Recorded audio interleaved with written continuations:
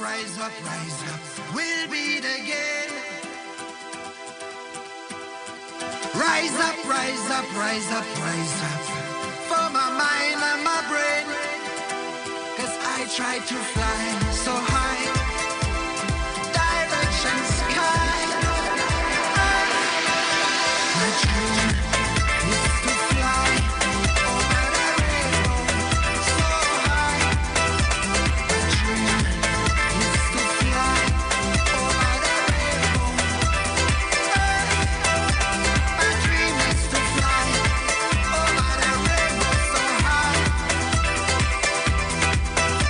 My dream is to fly over the rainbow so high. Once upon a time there was a magic island full of magic people. Let me tell you a story about their pain and their glory. Oh yeah.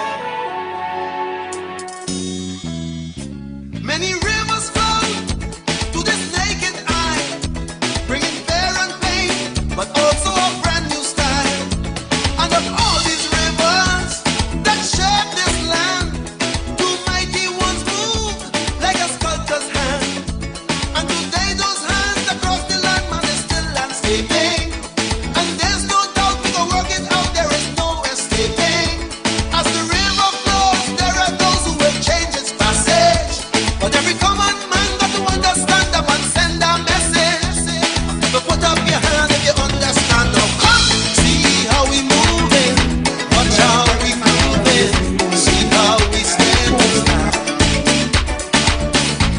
One lovely nation under a groove, the Ganges can meet the night. Them boys with the hidden agendas and the mind benders, people don't take in front. The smart men and politicians can come along if they want, 'cause the people got the power and the glory. See how we float in sky, see how we moving, watch how we grooving. The Ganges has met the night. Differences there will always be, so that you'll be you and I'll be me. That's the damn thing, self, that makes it sweet. Brother, bring your drum, let me start to beat. Don't mind them politicky politicians. I will the politicky situation. We done jamming and we jamming and we jamming and jam, 'cause we know the story. Let them fight if they want in this land of the deferred glory. You can put up your hand if you understand. So come, see how we moving, watch how we grooving, see how we step and slide. One lovely nation under a groove, the Ganges can meet the night. Them boys with the hidden agendas and the mind benders, they will always do their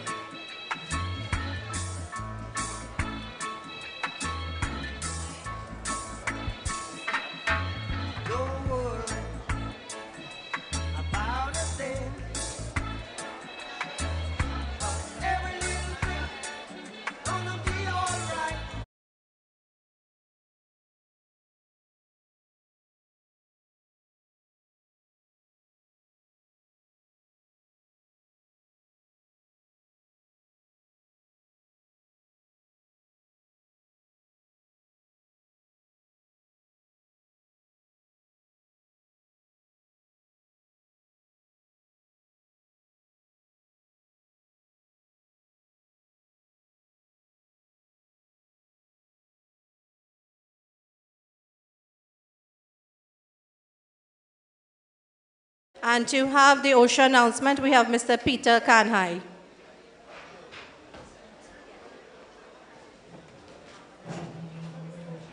Good evening, all.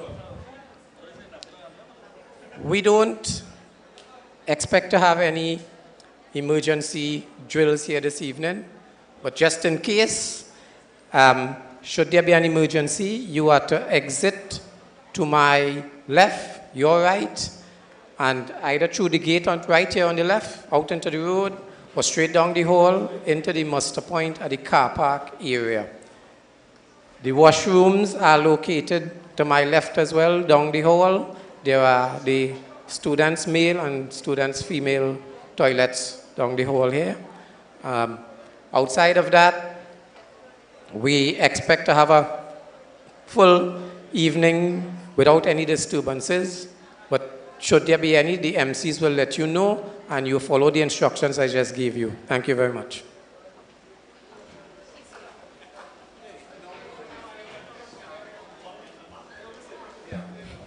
Thank you, Mr. Kanhai. Can you all please stand for the national anthem and let us all join in and sing?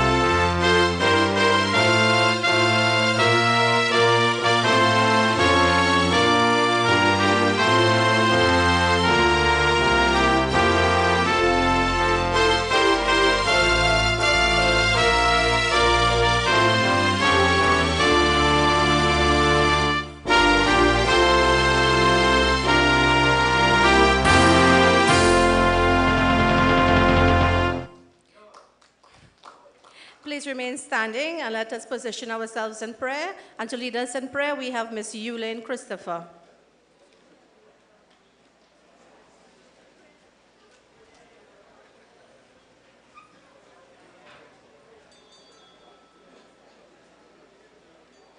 Good evening.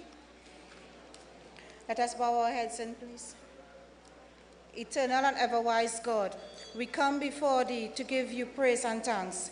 Father, as we are about to start today's meeting, that You take control. Heavenly Father, we pray for our opposition leader, the Honorable Ms. Kamla Persad-Bissessar, fellow MPs, councillors, distinguished guests at the head table, and members of the public. Lord, we ask that You send down Your divine mercies to touch them in every special way. Take charge, O Lord. Release us from the crisis that the nation is going through. Heavenly Father, You have brought us this far, and I know You will see us through. Grant us wisdom, knowledge, and understanding to know what is right from what is wrong, and to make correct decisions that will enable this nation to wisen up and open their eyes. Father God, help us to be truthful in our deeds and thought. Touch those in authority that they will be able to work together for the betterment of our nation. Lord, as we continue this in tonight's proceeding, You guide us. In our coming, You came with us, and in our going, You will be there with us to take each and every one of us to our respective destinations, safe and sound. We thank You, Lord, O Heavenly Father, for Your knowledge, tender mercies, and deliverance, for positive motivations, in no other name but in Jesus' almighty name. Amen. Thank you. Thank you, Ms. Christopher. Please, let's have our seats.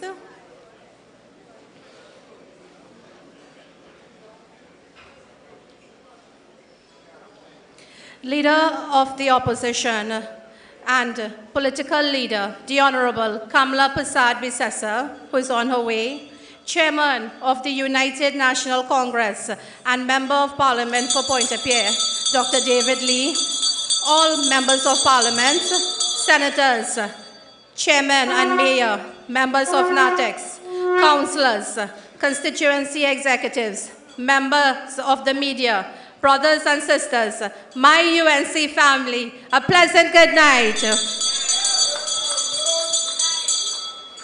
It is indeed a pleasure and a privilege to welcome you all to the constituency of Pointe-à-Pierre and to our dynamic Monday night forum.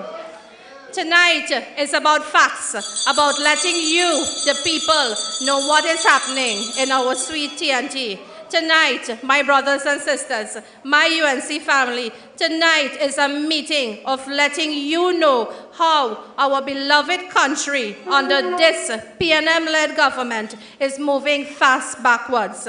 So let us sit back and relax. And now let's welcome with a lusty round of applause our first speaker. He is, or he works for the people at all levels, grassroots as well as leaders. A man I am proud to call my councillor colleague, as well as my chairman at the Kuva-Tabiki-Talparo Regional Corporation, who has led the council successfully into the second term in office. I want to welcome Chairman Councillor Henry Awong.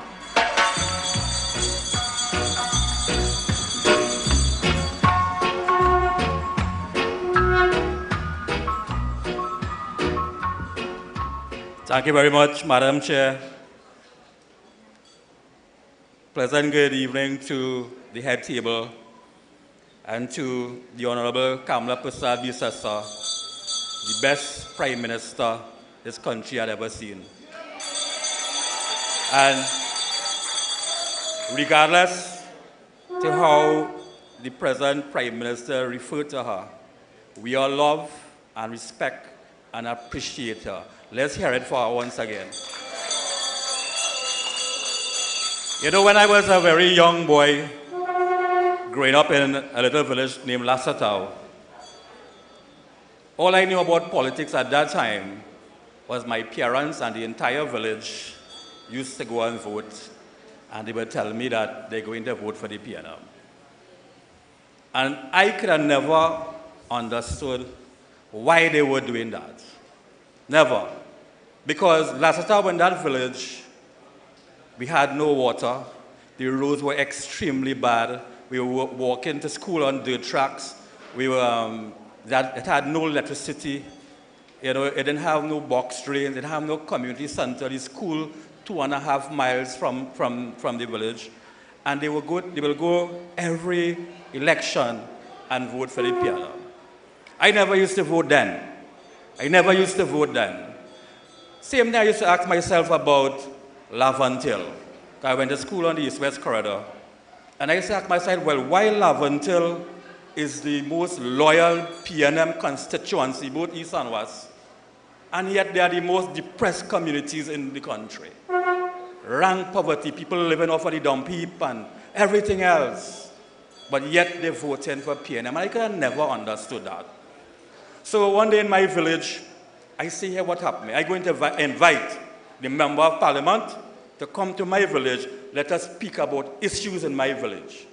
So I invited a man called Nizam Mohammed, who was the Member of Parliament then.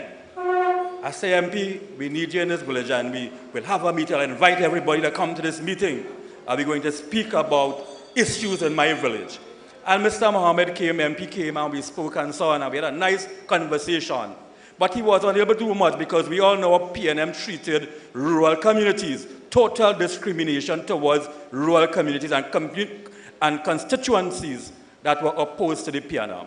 However, he came and we discussed matters, and he being a good little politician by himself, invited me to all the other meetings that he was going to.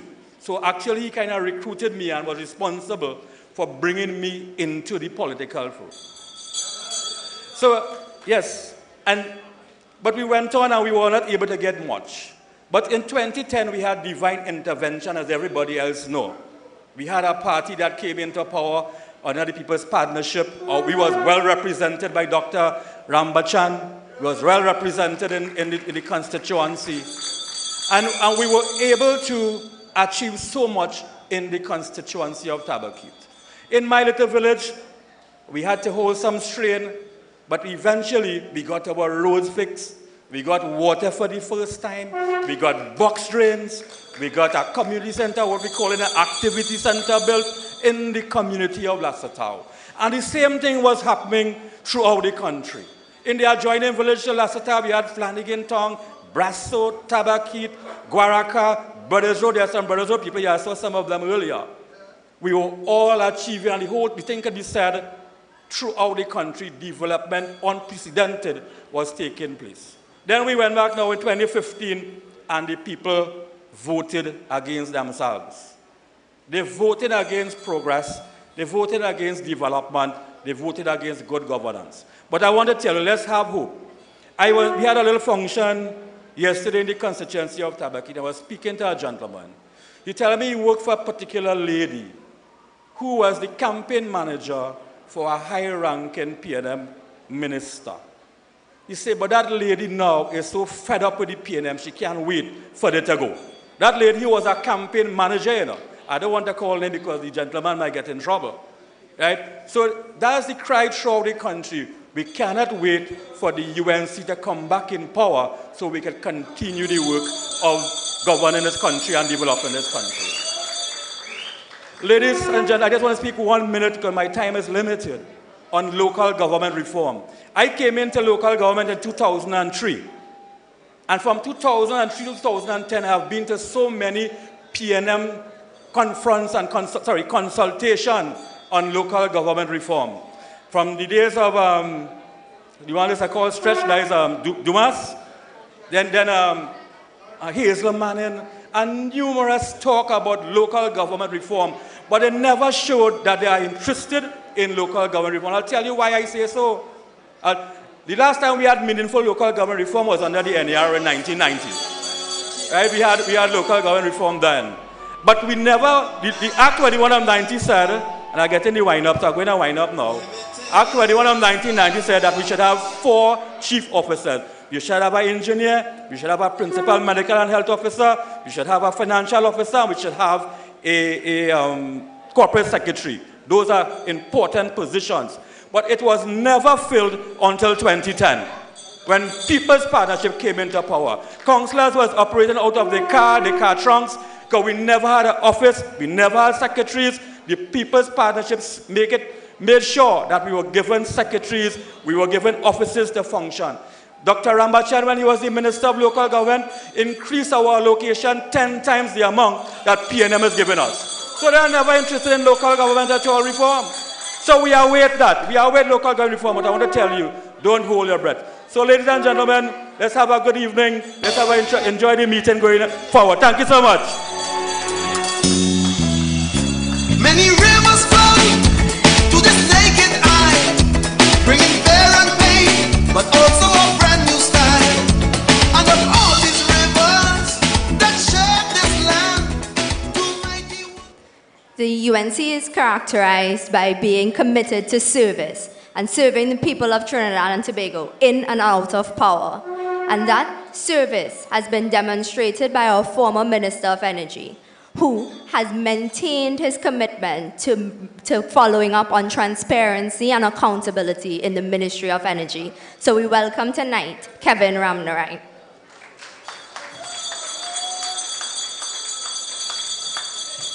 Thank you very much, Madam Chairperson Anita Haynes. The Honorable, I almost said the Honorable Prime Minister, political leader, opposition leader, soon to be Prime Minister again, Kamla Persad-Bissessar, on her way. Colleagues from the former cabinet of 2010 to 2015, pull up the mic. All right? That cost me 5 seconds.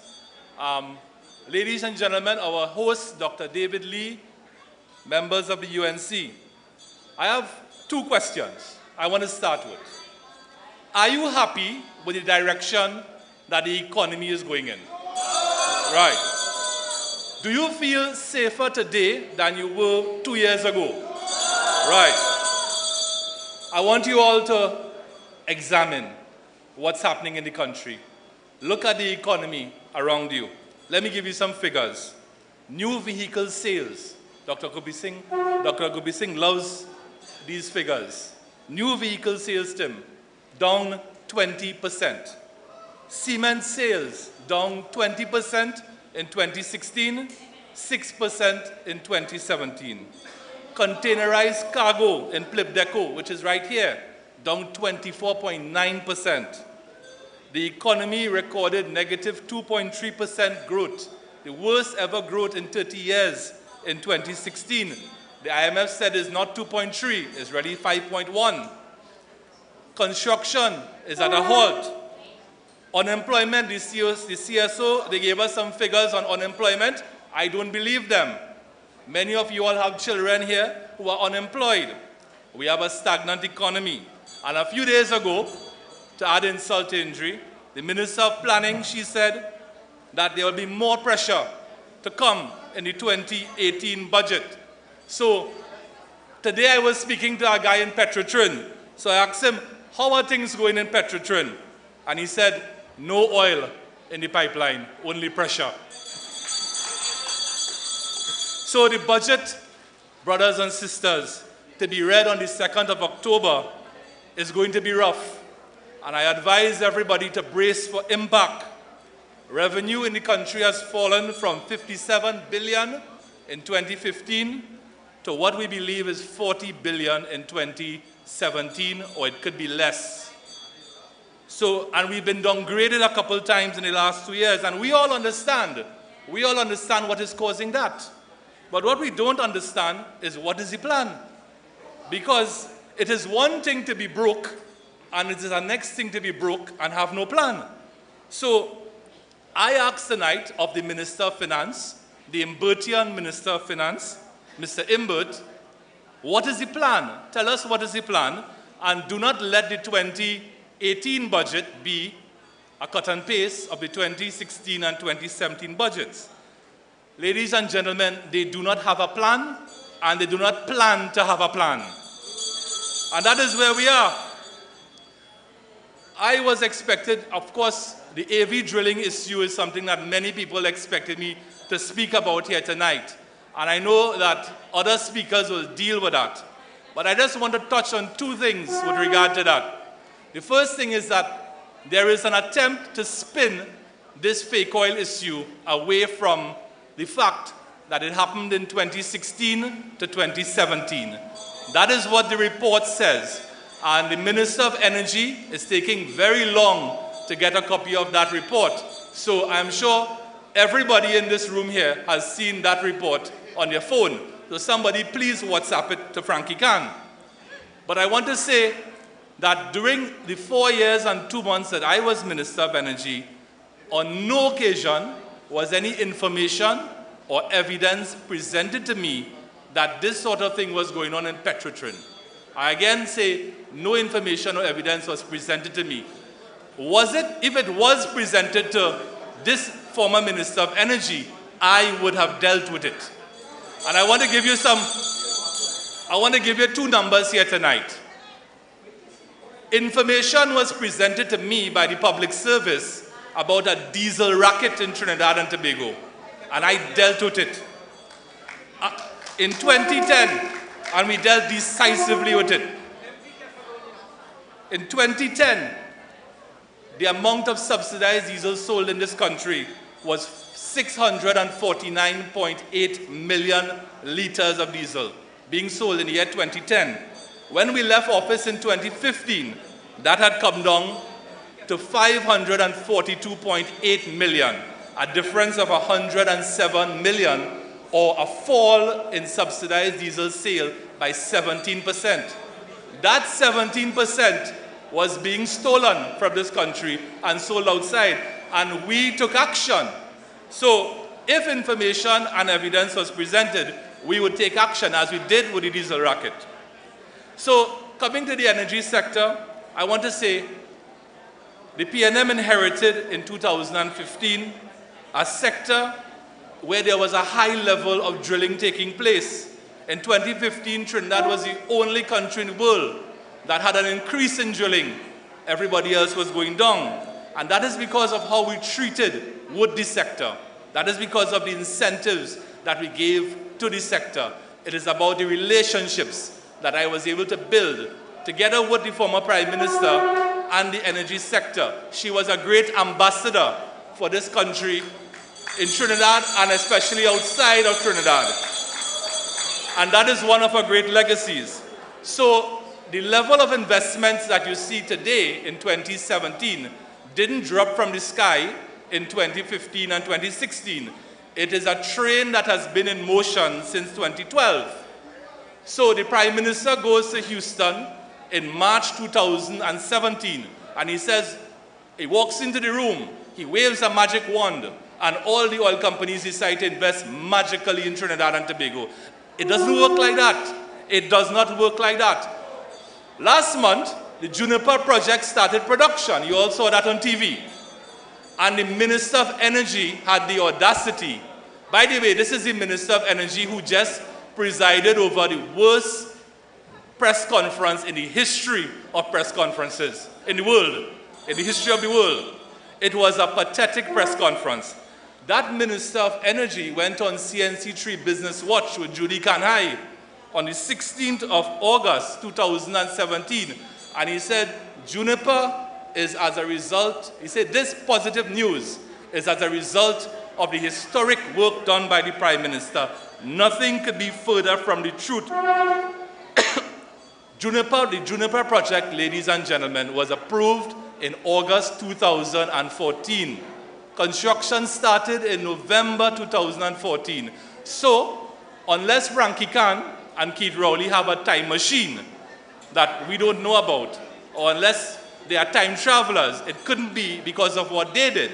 It had to be because of the work that was done under the Kamla Persad-Bissessar administration. So if today this country's natural gas production is on the increase, give credit to the work that happened under Kamla Persad-Bissessar and her cabinet. And I want to, as the time is winding down, I want to say that we are not sure in this country who is the Minister of Energy. We have Stuart Young, who sometimes appears to be the Minister of Energy. We have the Prime Minister, who sometimes appears to be the Minister of Energy.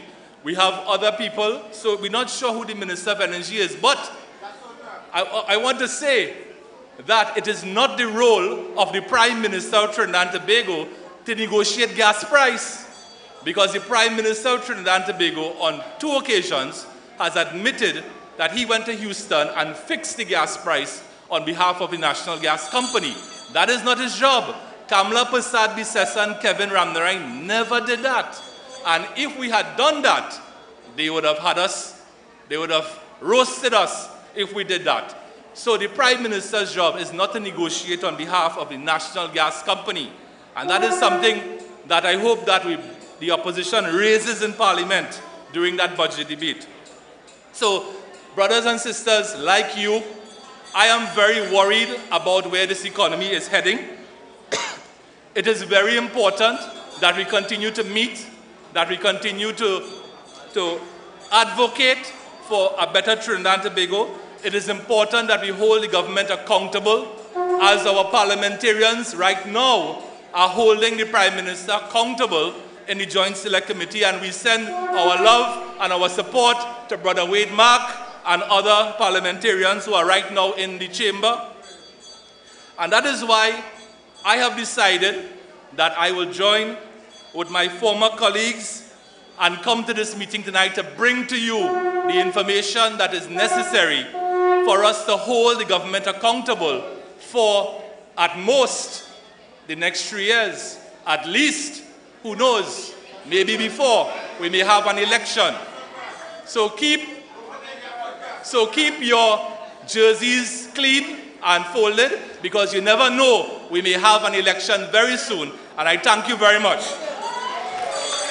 Once upon a time there was a magic island. Thank you, Mr. Ramnarine. Let us hear it again for Mr. Kevin Ramnarine, former Energy Speaker. Our next speaker is a former Minister of Legal Affairs, and a former Minister of Justice. He is an attorney at law who continues to fight for the rights of citizens at the courts and at parliamentary level. Let us welcome the Member of Parliament for St. Augustine, Mr. Prakash Ramadhar.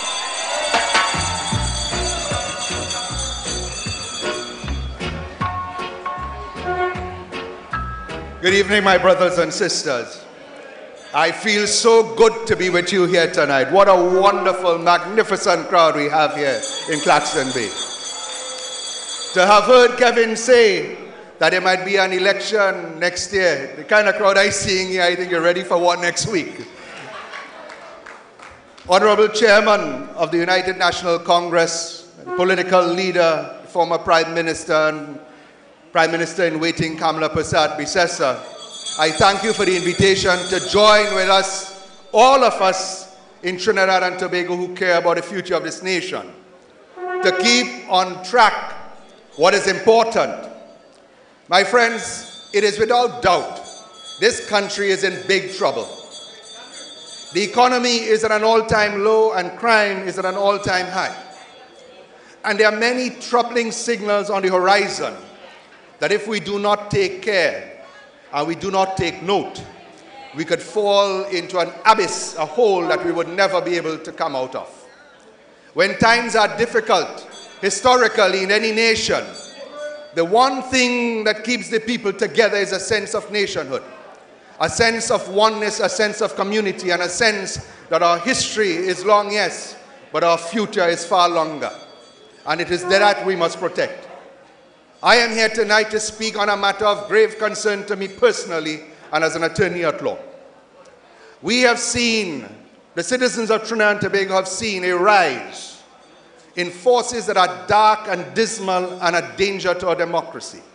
I understand just this evening, the police raided Ian Allen's office with a show of force that one would imagine was a military exercise and not one that was determined to look for a piece of paper. We saw not too long ago a former Attorney General. I understand was 10, some tell me 12 carloads of police with the latest of machine guns that your dollar bought, block off a street to raid a man's home when he had made himself available to the police to be interviewed. What message is being sent in this nation? Is it that if you do not support what is happening, that which is wrong, that you do not support a government in power, that you become the enemy of the state? I want to give a warning to all those who believe that our sense of patriotism is so shallow that it depends on the color of the shirt that you wear, whether yellow, black, white, green, red, or whatever. Trinidad and Tobago is greater than any political party, and the future for our children is much more important than any party that holds power. My friends, they will say that, why are you speaking of these things? Well, I will tell you, Tim will tell you, that years ago, he too was a victim of political persecution. It is the worst form of an attack on democracy that you could find, where you use the laws of the nation to say a person is guilty of a criminal offense and treat them in the worst possible ways. Damage them, humiliate them, destroy them in the process, they think. But you have been able to come out of it. Let me explain Tim Gopi Singh, a member of parliament, as one example as you sit before this crowd. He was charged for an offense. He was arrested, put in handcuffs, walked through the streets of Port of Spain, thrown into a cell with rapists and murderers. I was with him. Not in the cell, fortunately. But I saw the pain and the disgust I felt for the power of my country under our law to do a man like this. A man who had given birth, helped to bring into this world babies who have grown up to the best of our professionals and of the hard working of our patriots. At the end of the case, it was determined that he was charged under offense that was not even known to our law. Let me repeat that. He was charged, prosecuted under an offense not known to our law. My friends, I remember one morning early it was, I received a phone call. Sadiq Baksh, Wasn't he who called? A friend, I cannot disclose the source. I'm a lawyer. And this friend of mine, this confidant, told me that he had information that the police were on the way to Sadiq's home. And that there was in his home and in his water tank in particular, drugs planted. I could not believe it. He said also that there was bombs also in the water tank. I started to laugh. He said, this is very serious. Because of the credit I had in that person who called me, I said, look, let's take this serious. Where is Sadiq? Sadiq is out of the country. I raced down to his home, called the police from San Fernando on the way and told them what I had been told. We arrived, I broke some speed limits, yes. Got there before the police from Port of Spain. Invited the police of San Fernando in, and they searched and they found 8 kilograms of cocaine and mortars in the man's water tank. Up till today, that has never been solved. Why it was put there, it was simply this. The plan was to say that Sadiq was part of a drug and gun running conspiracy and used money to finance a political party. That is one. There are so many others. Danraj Singh, I defended him for murder. The witness who was used against him fabricated every single thing against him. But what happened the morning they arrested Danraj, I got there early too. And Danraj told me that they had been working on him so that he will turn state witness. Listen to this, my friends, because I want, and forgive me if I take a few more minutes, this is so important. They were going to ask him to be a state witness if he agreed to give evidence, if he agreed to do certain things, that he would not be charged for murder. They wanted to cut a deal with poor Danraj. So I told him, Danraj, we'll play with them. The day proceeded, they wouldn't charge him, they're moving, shuffling papers, moving around, and I went to the senior most officers. I said, if you are to take this man to court, please let me know before so that I could go with him. Time passed by and I wasn't seeing Danraj. I said, where is he? A junior officer said, look, they just took him with a car. Now, it was arranged that when he would be taken, he would be driven into the police station. Into the court building, so that he wouldn't be exposed to the public. We rushed over to see them stop the car, take Danraj out, and walk him towards a small group of people and the media. The plan they had told them was that they would stop him there and he was to say that he was the bagman collecting money for the Pandey administration. And what was supposed to have happened when he said that in front of the media and this group that had been put there, there would have been a riot in Port of Spain where the country would have seen Port of Spain burn again. And there would have been an uprising. That was the plan. It was a matter that was put on evidence, on affidavit in the courts of Trinidad and Tobago. That is the danger of a PNM government. That is the danger of an insidious and deadly dictator. My friends, let me fast forward, time is limited. Just this week, just on Friday, we finished debating something called the plea bargaining bill. The reason I'm here tonight is for this. In that bill, it was a great piece of law that we created, that for persons who had an intent, look, not to go through the criminal trial, that they knew they were guilty, or the evidence was so strong, that they could take a plea and forego the trial and release the burden on our courts. But you know what happens? Sometimes there are persons who wish to cut a deal, to tell the police, I know that Mr. X do so and so, and if I am given a bond on my charge for murder even, then they will be able to give this evidence, much of which have been fabricated in the past and I fear will be fabricated in the future. In the case of Danraj Singh, it was completely fabricated. In the case of Dr. Vijay Narayan Singh, who could have been hanged already in this country, that too, the evidence was fabricated by persons who cut deals with the state. We in the opposition asked the government, please, good law, yes, but you needed to protect the innocent. What we want from you is to put into that law itself, Rudy, you remember, a specific offense that if you should lie and give false evidence, it shouldn't be just perjury, but a specific penalty that will make a person think once, twice, 3 and 4 times that if he should be found to have lied in evidence against anybody else, the penalty he shall face shall be so great that he wouldn't even want to consider it. The government refused to even entertain that. And we need to ensure that a judiciary, a judicial system, a prosecutorial system is clean and clear so that the guilty are convicted and the innocent are acquitted. Let me tie in also something that troubled me, and I'm sure many in the country read on September 10th in the Sunday Express. The head of the special branch apparently was asked to lay charge against someone who they had already investigated, some little police officer.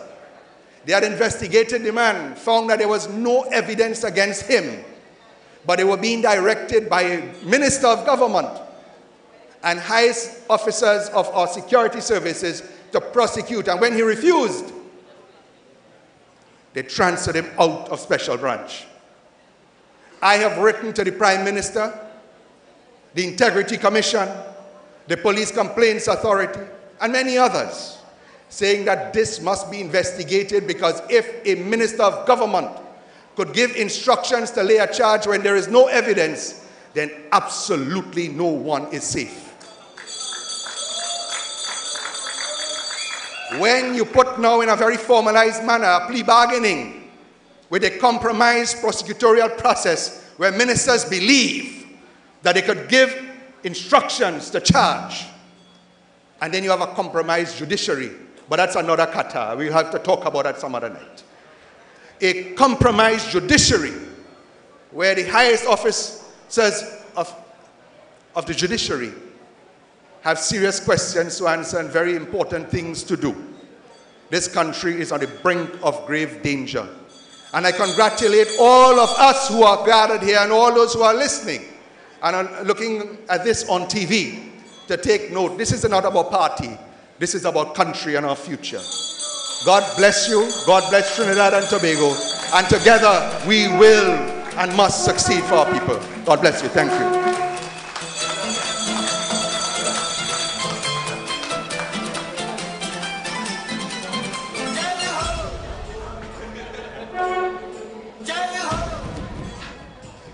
Thank you, MP Ramadhar. I would like to take this opportunity to welcome the MPs we have sitting in the crowd tonight. MP Indar Singh, Dr. Gopi Singh, Christine Nawala Hussain, former chairman of the United National Congress, Dr. Rampersad Parasaram, Deputy Political Leader, Dr. Rai Rakber, MP Rodney Charles, MP Moonilal, Dr. Bodo, Dr. Khan, Fazal Karim. Thank you for showing all your support tonight. And now I'll welcome to the podium the man who's known as the hardest Minister of Works this country has ever seen, and my MP, Dr. Suraj Rambachan. Thank you very much, Anita Haynes, our PRO for the party. Good evening, ladies and gentlemen, and good evening to our political leader and the next Prime Minister once more in Trinidad and Tobago, Kamla Persad-Bissessar. Friends all, we are entering the 3rd year of our term as opposition, and the government, of course, will be entering soon its 3rd budget presentation. And as we do so, our task as opposition is becoming clearer and clearer to us and to the nation. While the country's economy continues to shrink, with its resulting social problems and threat to national security, all the PNM continues to do, and all Rowley continues to do, is to blame the past government, finding excuses for their poor management, their missteps, and for doing absolutely nothing to alleviate the plight of the people. And in this scenario, the people of Trinidad and Tobago over the last 3 weeks have seen that only the UNC is prepared and has the ability to take this country forward once more again. And therefore, as an opposition, we are duty-bound to protect the national interests and to place in the national space the reality that the task at hand to reconstruct and to recover this country from where the PNM has taken it into the abyss is too large for the PNM and Rowley, and it is a task that only the UNC can fulfill.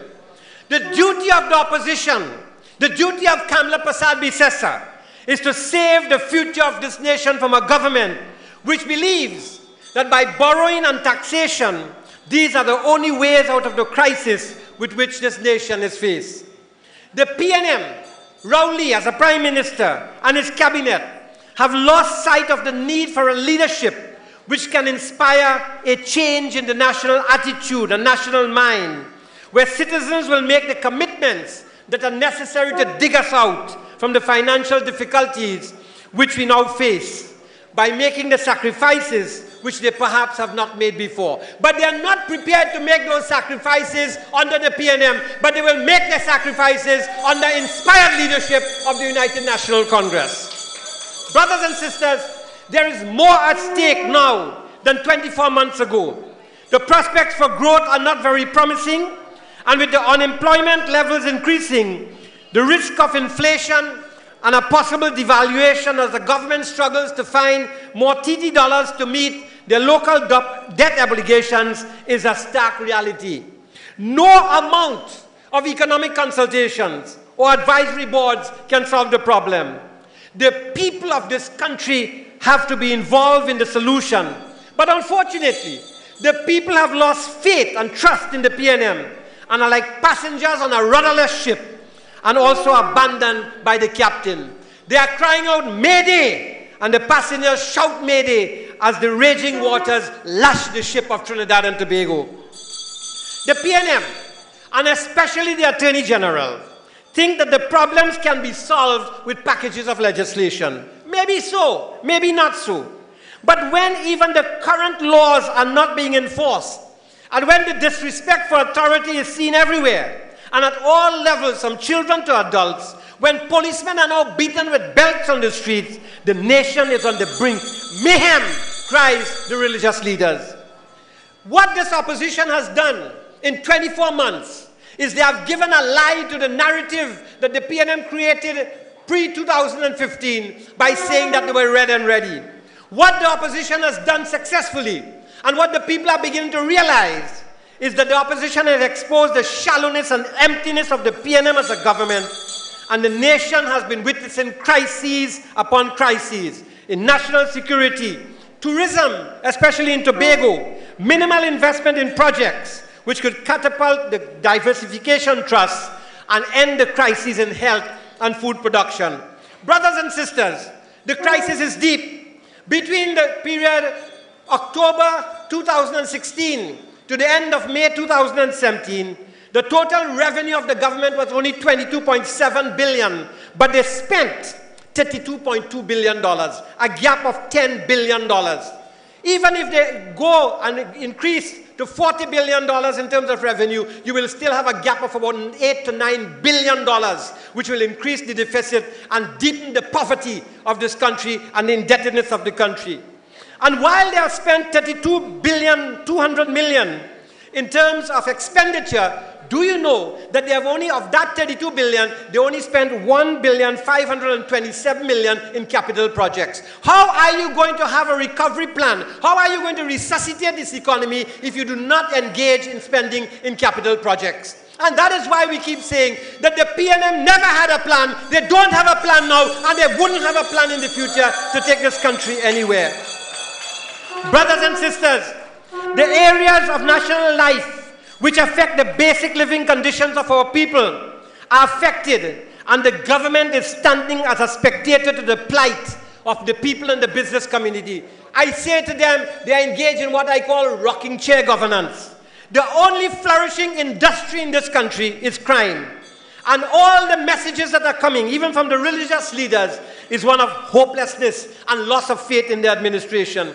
People are fed up of the PNM. People are fed up of the political games of the PNM and of the need. They want national resolve and national unity, which only the UNC can bring about in this country. Because the UNC is a party under whose umbrella there is a space for every race, for every class, for every religion, for every creed, like no other party has space for and time for all our groups. Brothers and sisters, to set this nation on the road to recovery, demands more than an economic intervention. It requires a cultural revolution, a new spirit for achievement and productivity, for product substitution, for reliance on local products, for an agricultural revolution with an emphasis on processing, for a reduction in foreign exchange use by us eating and using locally produced goods and services, driving perhaps smaller cars and maintaining them for longer periods of time. You know what's the problem? People are willing to make this sacrifice, but they are not willing to make it under the PNM. Unfortunately, because the PNM is not thinking about the future, but they are engrossed in the past, and having lost sight of the present, there is no future for this country under the PNM government. What does the government do? The PNM is calling on the private sector to be the engine for transformation and diversification. But the private sector can only play its part if the government has a facilitating environment. The private sector cannot be made to bear all the burden by itself.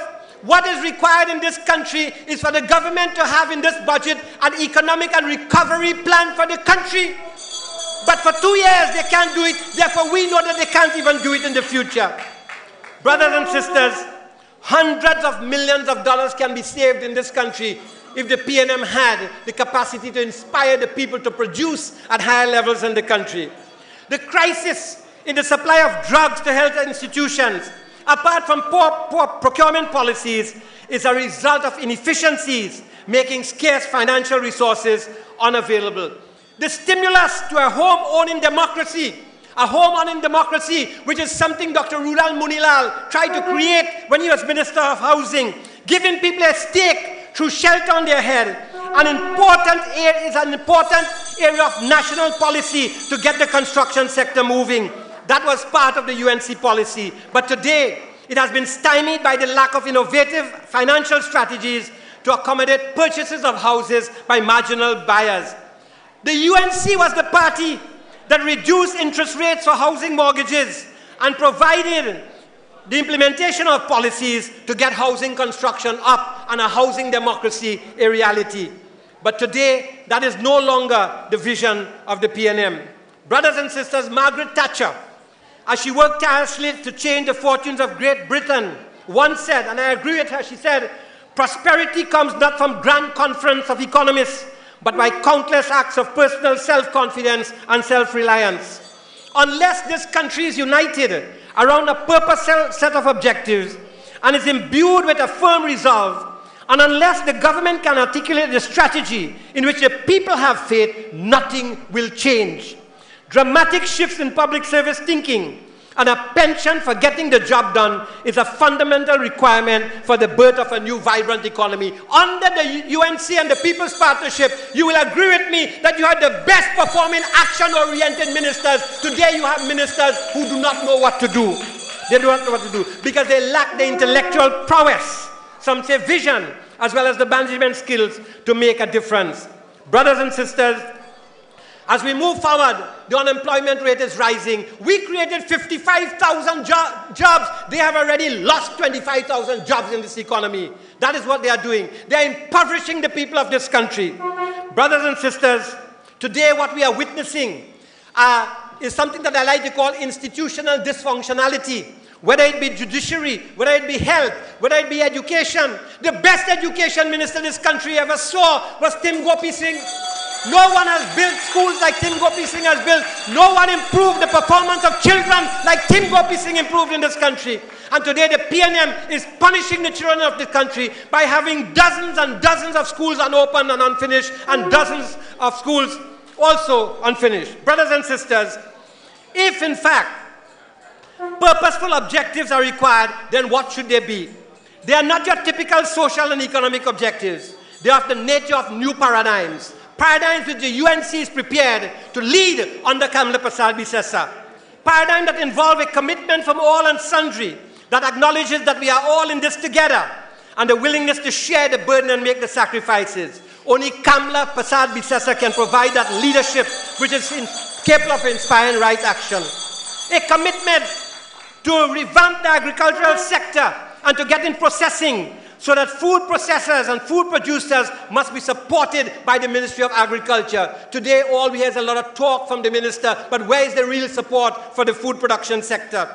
This is why we have named the Ministry of Food Production, because we know that food production is also democracy and democratic security in the country. We must have a commitment, a paradigm, and we in the UNC will do it, to kill the bureaucracy and kill the pace, quicken the pace of decision making. Public service attitudes to getting things done must be more speedily and must change. We must have a commitment, and the UNC is going to lead it, for a service culture. A service culture that when we developed it in health, you saw the teaching hospital in San Fernando, you saw hospitals, health centers being opened long hours under Fuad Khan, you saw the kidney dialysis centers that work all over. Where has that service culture gone under the PNM? It has been destroyed. The UNC will return to a service culture in Trinidad and Tobago. And brothers and sisters, we will ensure as the UNC that we discourage, through policies and right action, criminal tendencies at the level of our schools, homes and families by enforcing stricter discipline and values. Parenting and fatherhood must make a paradigm shift in this country, and will do so under the UNC, as we had started when Kamla Persad-Bissessar demonstrated that she was the mother of this nation, and she was exhibiting values that parents were able to in fact adopt. Brothers and sisters, this brings me to the end of my presentation, but just let me say that this nation is capable of defeating the enemy, which has been at our door for some time now. It requires unity of purpose, determination, sacrifice, energy, and strategy.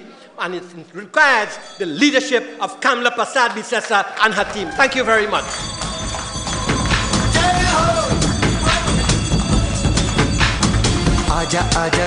Thank you, Dr. Ramachan. It is always an honor to hear you speak. Dr. Ramachan always gives us figures. So now we can see how serious a situation we are in. At this point, before I introduce to you the next speaker, as councillor of this area, I want to thank the Pointe-a-Pierre Constituency Executive, led by Chairman Ken Lacken, and the office of our beloved Member of Parliament, Dr. David Lee, for spearheading this Monday night forum. I want to introduce to you a couple other members of Parliament who has joined us tonight at this Monday night forum. We have with us MP for Rapuch West, Ms. Vidya Gopi Singh. We have former Member of Parliament for Caroni Central and Chairman of the Superior Regional Corporation, Dr. Glenn Ramadhar Singh. We have former Senator and Minister Dr. Daphne Phillip. And I want to welcome our viewers who are joining us tonight, who are viewing us live on Synergy TV. Now, it is a great pleasure for me to introduce to you a man of action, a man who is always about the people, who is always on the road, meeting and greeting, former chairman of MIC, a man who has great plans for this constituency of Pointe-a-Pierre, a roadmap to greatness, my MP, your MP, Dr. David Lee.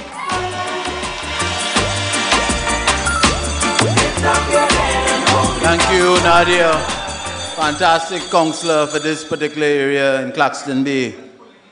Honorable Political Leader Kamla Persad-Bissessar, members of the head table, past Minister, I see Kevin Ramnarine is on the head table with me here tonight, and my good friend Prakash Ramadhar, thank you for joining us here tonight. And the MP and my good friend from Member of Tabaki, Dr. Ramachan. All of the MPs in the audience here, and I must mention members of NATEX, but I must mention my wife, Mrs. Lee, thank you for coming. If I didn't say that, it was trouble. My UNC family, brothers and sisters of Trinidad and Tobago, tonight I welcome you to the energy capital of Trinidad and Tobago. Welcome to the beautiful constituency of Pointe-a-Pierre. Tonight the people of Pointe-a-Pierre have gathered in their hundreds to defend the democracy of our nation, which is under attack by the People's National Movement. Tonight, the people of Pointe-a-Pierre have come out to join their hands and voices with the United National Congress to say that they are fed up of the neglect of the People's National Movement. They are fed up of the suffering under the People's National Movement. More so, they are fed up of Keith Rowley. Yes, brothers and sisters, we in Pointe-a-Pierre, like the rest of Trinidad and Tobago, are fed up of this uncaring PNM government. Tonight, we say enough is enough. Brothers and sisters, we in Pointe-a-Pierre are being held hostage by the rampant crimes within the Claxton Bay area, Marabella area, St. Margaret's, and throughout Macaulay. Businesses are being held up on a daily basis. For 2 years, we have begged for assistance. As MP, I met with the Minister of National Security in 2016, who committed to having more police patrols in this area. Up until this day, nothing has been done by this uncaring government. For 2 years, I've been asking this government to address the conditions of our roads. Each day, the people of Pointe-a-Pierre, right here in these horrid conditions of the Hermitage Main Road that you had to pass, this road is a nightmare. Taxi drivers come to me each week telling me of the damages to their cars. For 2 years, I have written letters to the Minister of Works and Transport. Even last month, the Minister Rohan Sinanan toured this constituency. Yet again, not one thing has been done as he promised. He's the one in charge of fixing roads. They are in power. They are in charge. Remember the slogan, we in charge now. Are they? Brothers and sisters, it has been 2 years of suffering for our constituents under this administration. But let me tell you something. The people of Pointe-a-Pierre are courageous as well as resilient, and together we'll unite to vote this wicked government out. Brothers and sisters, I see many media here tonight, because they're listening and they're hoping to hear more. 18 days ago, our nation celebrated 55 brilliant years of independence. But thanks to this Keith Rowley-led administration, we are losing the principles and values which have propelled us forward as a nation. This government is sitting idly by as their friends violate our democracy, our freedoms and liberties. Imagine after 55 years of independence, one of the most critical and important institutions of our nation, that is you, the media, have been subjected to brazen attacks of assault and thuggery as they sought to carry out their constitutional duties. What madness is this in our country? Tonight, I want to say that we, the United National Congress, strongly condemns any attack or forms of violence on the members of the media. The media fraternity of this nation has been a key pillar in our national development, and we must ensure that they are allowed to do their work. You will recall in the period of 2010 to 2015, it became a habit by those against the People's Partnership to descend upon the private premises of the then Prime Minister, the Honorable Kamla Persad-Bissessar. Not a single day did she react against them. We love the media, and the media will love us, my brothers and sisters. Brothers and sisters, today we have a Prime Minister who has totally embarrassed and belittled the high public office he holds. No longer do we have a leader who provides an example for our youth to look up to. No longer do we have a leader who seeks to inspire our citizens to achieve greatness. What we have is a leader who has consistently disrespected and degraded our nation's women, my brothers and sisters. Last Thursday, the Prime Minister sought to insult the opposition leader by referring to her actions of revealing the Petrosin scandal as geometry. Tonight, I want to tell the Prime Minister to know that the leader of the opposition has done more for this country than you. Geometry is a term that is synonymous to many of their actions, such as when they bought fake emails to our nation's parliament, or when they continue to splurge our taxpayers' money without benefiting our citizens. It is time the Prime Minister man up and show the women of our country some respect. The opposition leader was only doing her duty as a person concerned about the welfare of our nation by informing the population of millions of taxpayers' dollars being wasted on ghost oil. Ralph Maraj yesterday in his Sunday Express column entitled "That Crassness Again," but he put it very nicely when he said, Kamla earned this repugnant disparagement for doing her duty to the nation after she revealed another apparent scandal at Petrotrin, another hint of possible corruption under this administration from where a stench has started to emanate. the foulness accentuated by Rowley's debased language. Shakespeare would have said, something is rotten in the state of Trinidad and Tobago, end quote. Our nation must ask, why would a leader who says he has Trinidad and Tobago best interests at heart respond like this? Why would a nation's leader who is supposed to promote respect towards women look to degrade a female leader who has contributed so much to our national development? Yet again, Keith Rowley has confirmed he is not fit for public office. Leading up to the general election of 2015, and more specifically, on the night of the general election, Dr. Keith Rowley promised good governance, transparency, and accountability. Brothers and sisters, I want to tell you that never before has a bigger lie been told to the people of Trinidad and Tobago. Trinidad and Tobago, is it good governance when our citizens are constantly living in fear?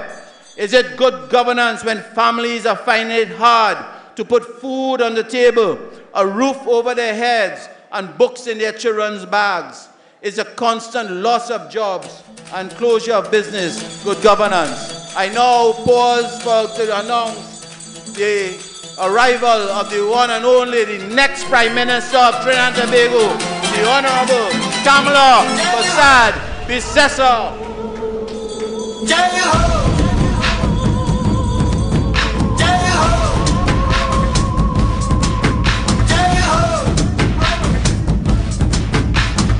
आजा आजा जिंद शामी आने के तले आजा जरी वाले नीले आसमाने के तले जय हो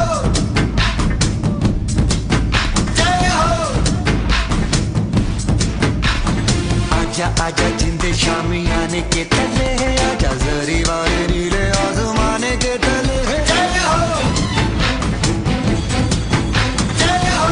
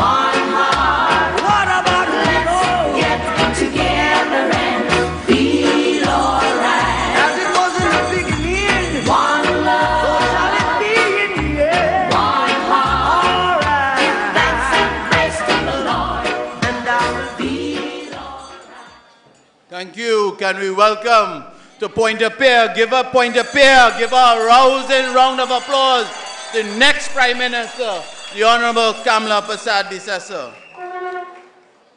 I would like to also welcome Dr. Bissessar here in the audience here tonight with us. Thank you, Dr. Bissessar. As I was saying before I gave up my time for my leader, good governance, we are talking about good governance. Friends, the opposition leader warned our nation that electing the PNM under this Keith Rowley was essentially delivering the patrimony of our country to a few handful of friends and financiers of the PNM. Today we are seeing just that. We are seeing a leader who does not care for the many, but only a small group in our society. Rowley does not care about our nation, about our people, about our economy. Under Keith Rowley, this government has been creating scandals, but they call scandals glitches, my brothers and sisters. It's glitches after glitches. At a time when the government is suppressing and depriving our citizens of basic necessities by telling them the treasury is empty. Millions of your tax dollars are being wasted via these glitches, my brothers and sisters. This government has spent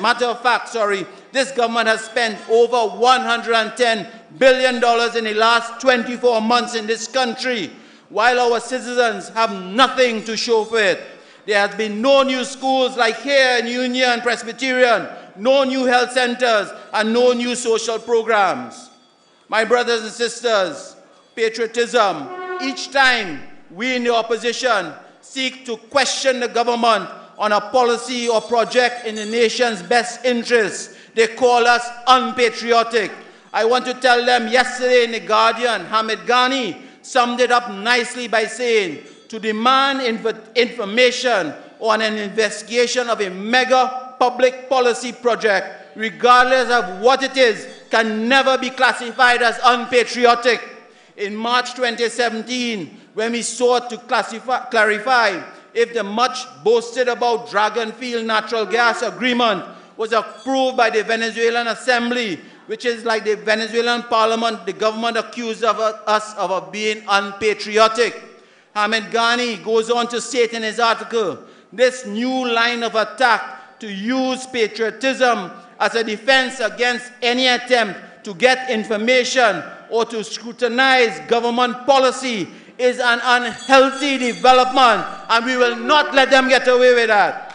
Last week, we saw another example when the former government minister, Devon Maraj, our brother, made a request to the Integrity Commission to investigate the Rowley's administration procurement practices regarding an award of a management contract for the Tobago Sandals Resort.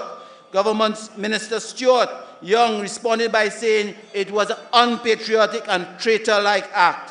How can you seek to ensure that proper process was carried out in the public's interest, my brothers and sisters? Tonight, I want to tell the government, this is our duty to ask questions on every single policy, project, and plan that is funded by you, the taxpayers, and deals with the welfare of our citizens.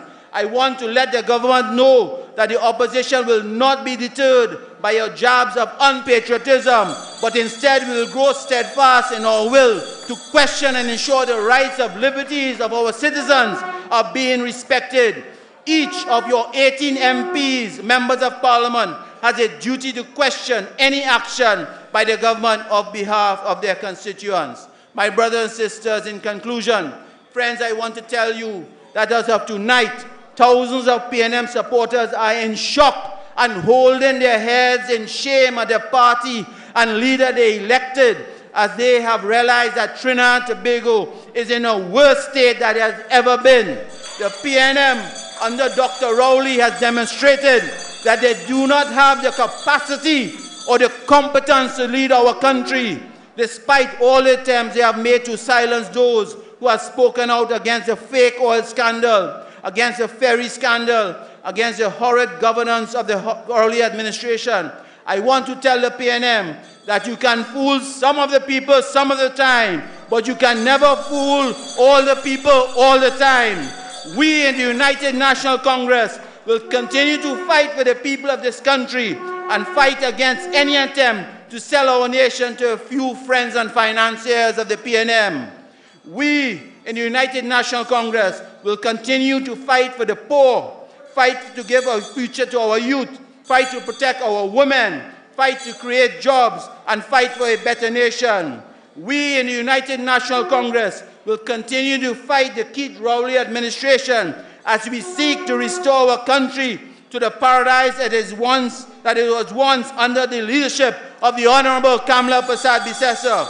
If you want to feel safe again, if you want a future for your children, if you want your country back, and most importantly, if you want a true leader as your Prime Minister, then when the election bell is rung, either in a local government by election or a general election, do as my campaign slogan was in 2015, act wisely, vote, think carefully, vote for the UNC so we can save our nation by replacing Keith Rowley with the greatest Prime Minister this nation has ever seen, and that is the Honorable Kamla Persad-Bissessar. Long live the constituents of Pointe-à-Pierre.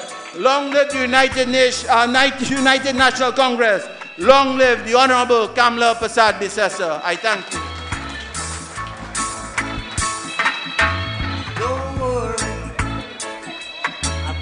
Let's hear it again for our MP and Chief Whip, Dr. David Lee.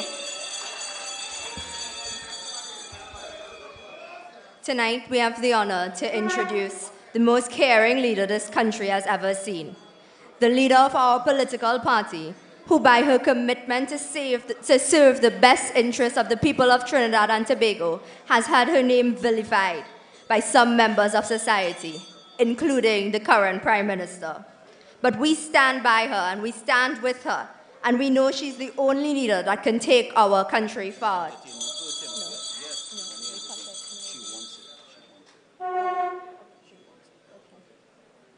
Go ahead. Brothers and sisters, we have a little change in our agenda.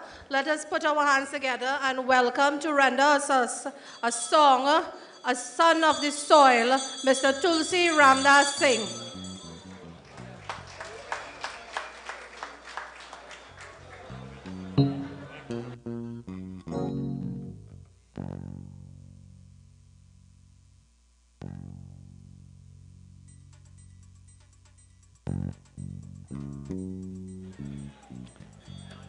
Good night, ladies and gentlemen.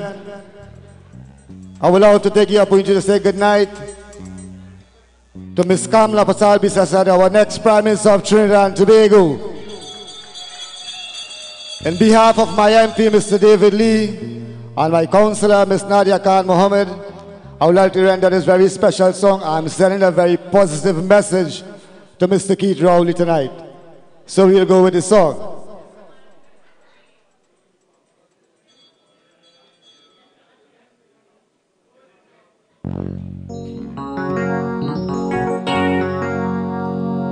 बस करो रौली ओ बस करो रौली ओ बस करो stop blaming Kamla Didi for all we sorrow.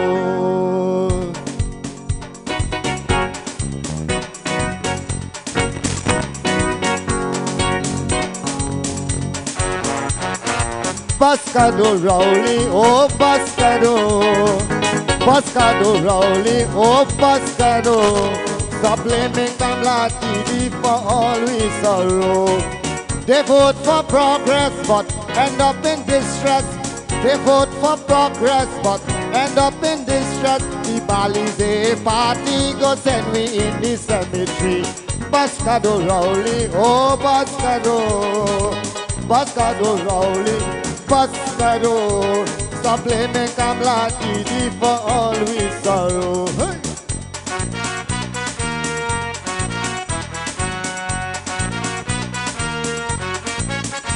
For election campaign, you did promise we never again will face misery. You said the PP was choosing the treasury, and how UNC misleading the country, while the PNM sit down in opposition to all problems. You say you have solution. That appraisal you give anti-Kamla was no approval to send she back in power. They vote for Balize, now you in government. They vote for Balize, now you in government. But every day your people say Rowley incompetent. Pascado Rowley, oh Pascado Rowley, Pascado. Stop blaming Kamla Didi for all your sorrow.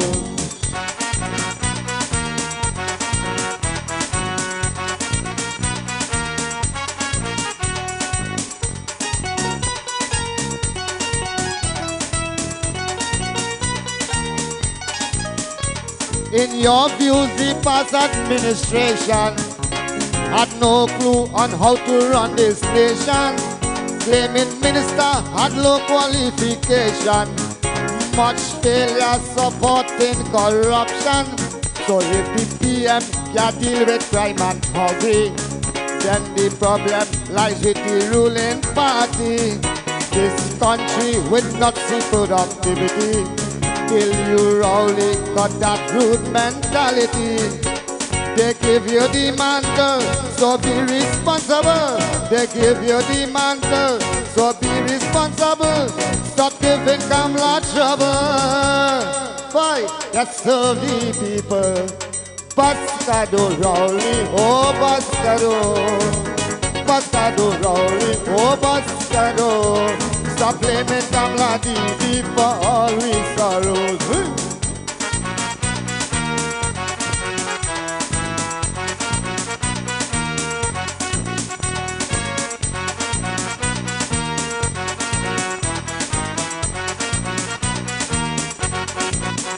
Public conversation with Dr. Keith make good impression.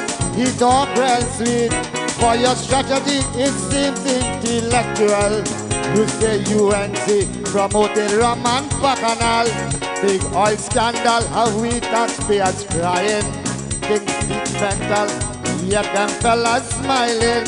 Who really drilling, who investigated, and why they pelting the media when they question it. So stop lying, Rowley, and start firing. Stop lying, Rowley, and start firing. If you can't take control, let me go back to the poll. Bascado Rowley, oh Bascado. Bascado Rowley, Bascado. Stop blaming Kamla Didi for all we sorrow. They vote for progress, but end up in distress.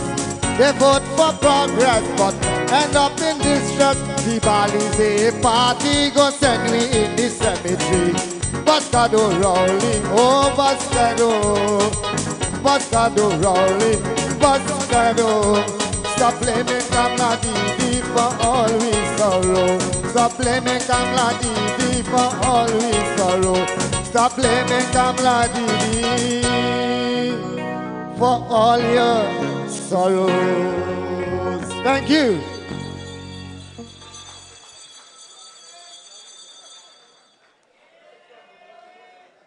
Let us hear it again for Mr. Tulsi Singh, a son of the soil.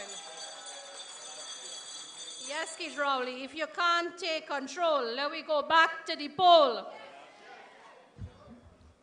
And you know, they said if it's nice, you'll do it twice. So we are here again to welcome our political leader and the leader of the United National Congress. Let us welcome with a lusty round of applause the first female Prime Minister of this country, the best Prime Minister of this country has ever seen, and the next Prime Minister, the Honorable Kamla Persad-Bissessar. Let me tell you a story about their pain and their glory. Oh yeah. Many rivers flow to this naked eye, bringing fear and pain, but also a brand new style. And of all these rivers that shape this land, two mighty ones moved like a sculptor's hand. And today those hands across the land, man, is still landscaping. And there's Thank you. Thank you very much. Thank you. Thank you so much. Good evening,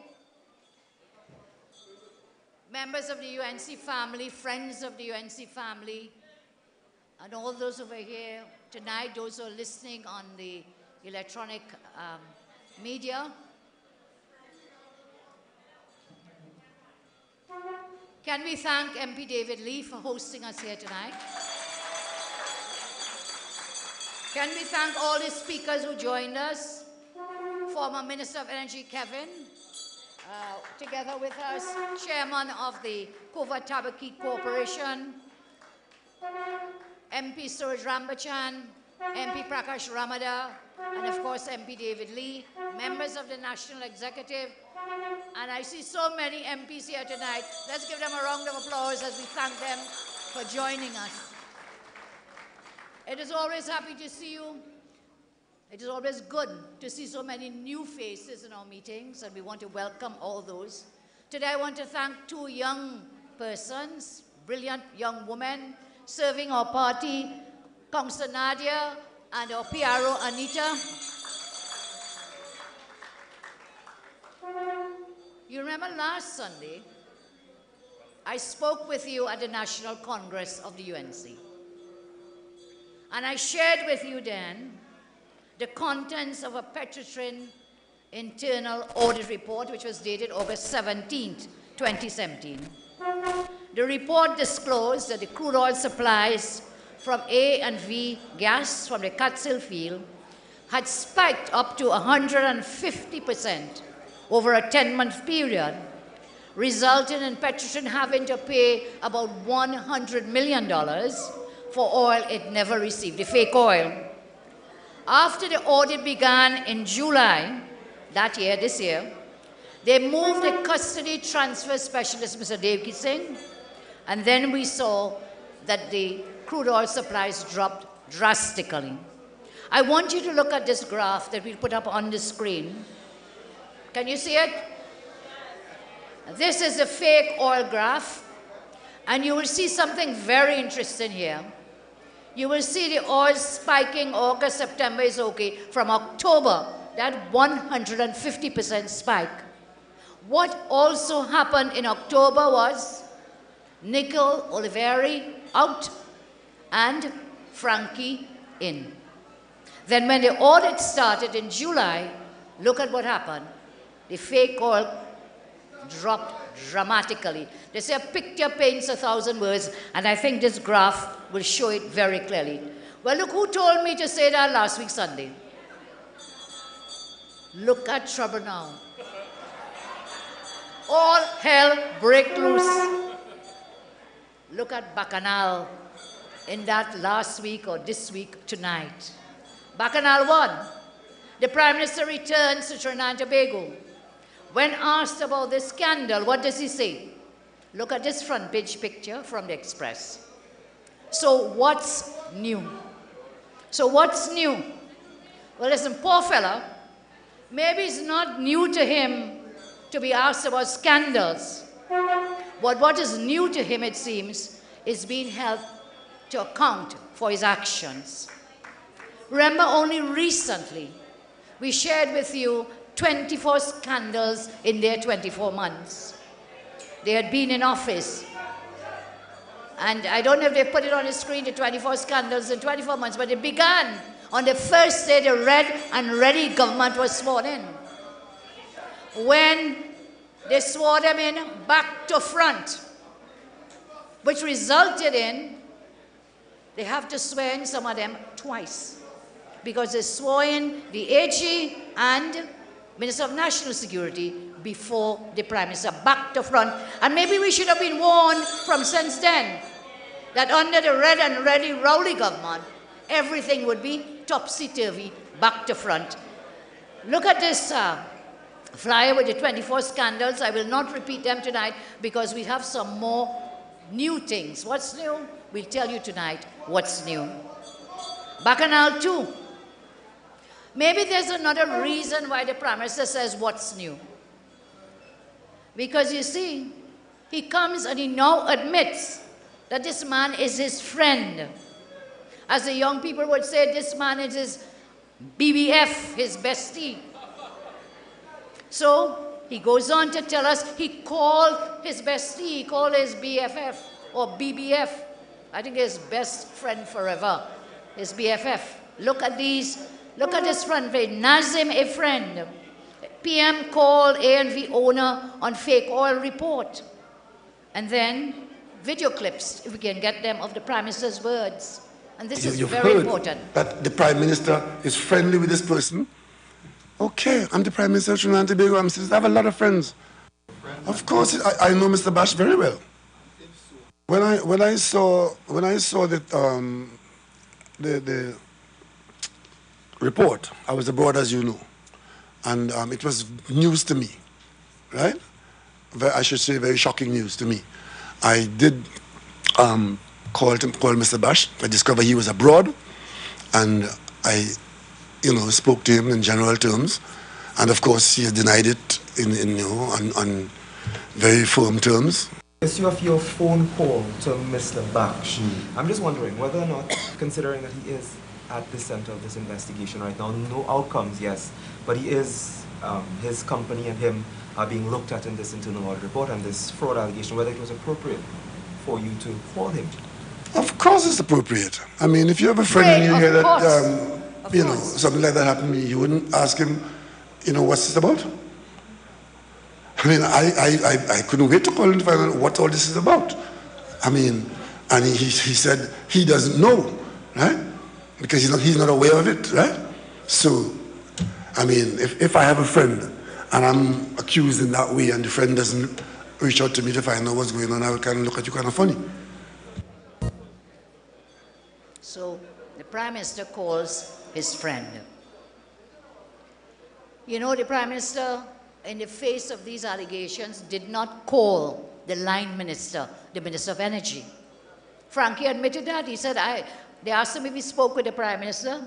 He said, well, the Prime Minister is not accessible. But the Prime Minister called whom? His bestie, his pal, his buddy. He did not call the chairman of the new Petrotrin board that he had appointed. But he found time to call his friend. He did not call the president of Petrotrin, but yet he found time to call his friend. And so when he called him, listen what he said just now. When he called his friend, what did he expect his friend to say? Did he expect his friend to say, oh God, boy, ketos, they catch me? I mean, really? Are you for real? When you call him, you call your buddy. What really did you expect him to say? Well, that's your problem, not mine. What is more important for us as citizens of Trinidad and Tobago is what did the Prime Minister say to him? That is what is important. Prime Minister said it was appropriate to call him. So you do not call line minister, you call nobody in the state enterprise, you call your friend. So, serious questions from this phone call to his buddy. The question I am asking today is whether the Prime Minister may be guilty of misconduct and misbehavior in public office. The question arises as to whether the Prime Minister, by this conduct, may be guilty of attempting to pervert the course of justice. The question arises as to whether the Prime Minister, by this conduct, may be attempting to influence the conduct and conclusions of this investigation. Remember, he is the head of the National Security Council. Remember, all the top law enforcement officers report to him there at the National Security Council level. And you would have heard Prakash today, MP Prakash, telling you about the way it is in the DNA of the PNM for political persecution, and protecting their friends and family. The Prime Minister is the head of the cabinet who appointed the Petrotrin board. And the question then is this: are you attempting to influence the outcome? Because you're saying, look, this is my friend, you know what? Are you saying to all these law enforcement people, and so on, that's my friend, boy, and I want to show you something, hear this. Put on the clip, please.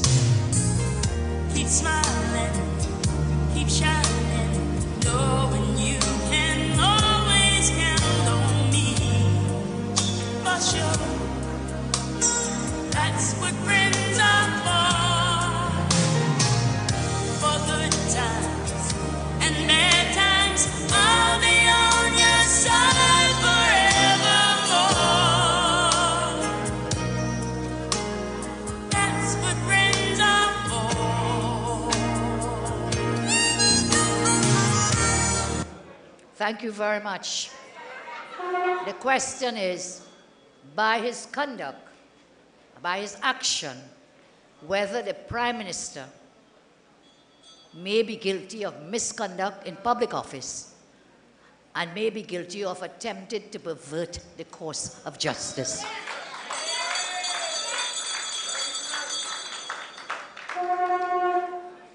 Bacchanal 3 in the week that went by. Please insert this video clip now. You could behave as an effective opposition leader. I think the country is better for that. But geometry is not really the way to deal with these things. I choose my words very carefully. I choose my word very carefully. You could behave as an effective opposition leader. I think the country is better for that. But geometry is not really the way to deal with these things. And so we go to Bacchanal 4 as we see the unwarranted attacks on media personnel. Check this out. Attacked on Friday. Violence erupts. Guardian, Christian De Silva, attacked.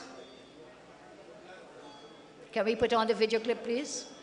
Right, do interview now. Christian, what happened this afternoon outside A&B drilling? Okay, this afternoon while heading down to A&B drilling on Nazim Avenue, my reporter and I, Sasha Wilson, went to take some photos of A&B drilling compound. And while outside the building, someone approached me while I was taking my pictures while on the road, tried to bounce me down, came out of the vehicle and started cutting me off face. And that's how I ended up with this slip right here. And hit me on the side of my face, and another person came from behind and hit me like this right here. Were you wearing glasses at the time?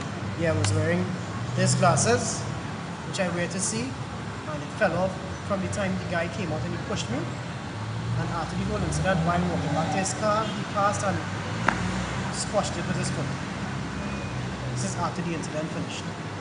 Were you given any option to stop taking photographs? No, or while everything was happening, I said, "Sir, I'm from the Guardian newspaper." And he said, "F the Guardian, F the media, I don't care who you are, you're on private property," while I was on the road. Before everything happened, we asked there was a security guard there, I asked him if the road was private, he said no. So I knew I was well within my rights to take pictures on the road. I never entered onto the compound of A&B drilling. What is the next step? You have some injuries. Are you going for a medical? I'm heading right now to Moonilal Health Center for them to check out my lip and get a swelling on my face. So we totally condemn, can we take it down please? Thank you. We totally condemn these brutal, vicious attacks against media personnel. But it didn't end there. After this story came out, then other media came forward. Listen to this now from TV6. A TV6 camera crew was on duty Wednesday, filming the A&V drilling and workover compound in Moonilal, when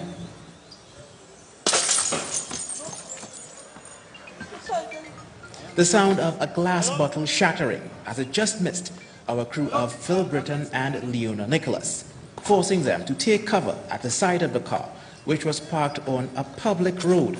They continue recording while still under attack.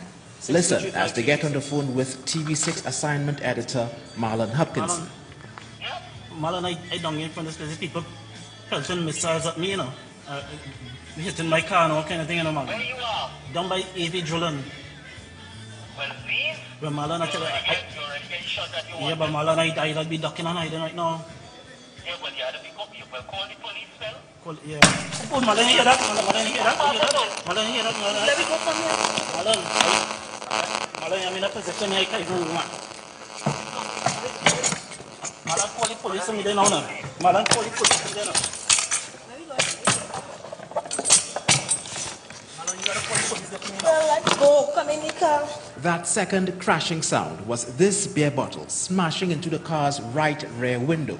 Listen again as the camera is still rolling while Britton and Nicholas flee the scene. You smell any strong beer and I see green pieces of bottle on the ground. Well then alright. So it's and the police that are cussing and say if we can get off of there they'll do whatever and whatever. Well alright. Okay. Okay, but so I'm driving straight to the police station. They say the missiles came from the opposite side of the road. Our crew was getting video of the compound as A&V Oil and Gas Limited is the company at the center of the Petrotrin fake oil fraud allegations. While covering the same story on Friday, Guardian photographer Christian De Silva was also attacked The Guardian reports that De Silva was beaten by 2 men, one of them alleged to be a senior police officer, as De Silva was seeking an interview with A&V oil and gas owner Nazim Bash. One of the same attackers also smashed De Silva's camera into a wall, shattering it, The Guardian reports. Police are investigating both incidents. Anselm Gibbs, TV6 News. And it didn't stop there. After these reports came out, the Newsday also gave us a report, media attacked, covering fake oil, where one of their employees was also threatened on the job site. You know what is very frightening? Is it that the perpetrators of these brutish attacks felt emboldened that they could do this because they have a friend in high office? Is it they could say and come out and say, the man lucky I didn't bounce him down? That is the level of thuggery to which our country has reached under the Red and Ready, under the Rowley government.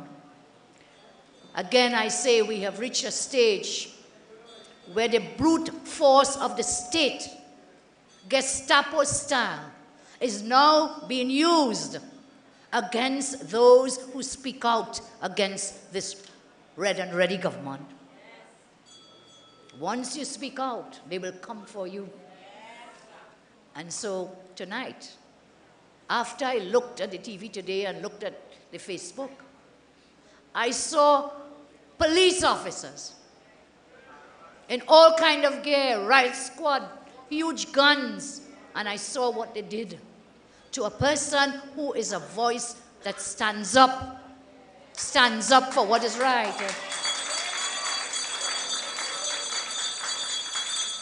And before we go a little further with that, I want to say, I saw a newspaper story saying there is a police officer involved in the attacks that took place down at Nazim Avenue with respect to the attacks against journalists.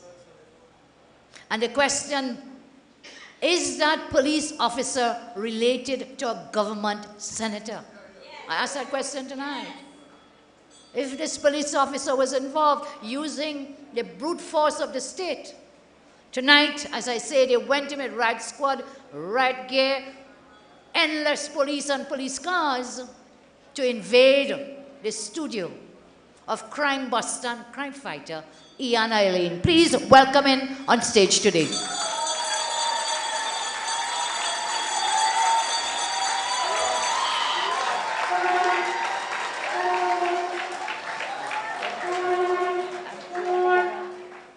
Take the next one. Bring the mic here.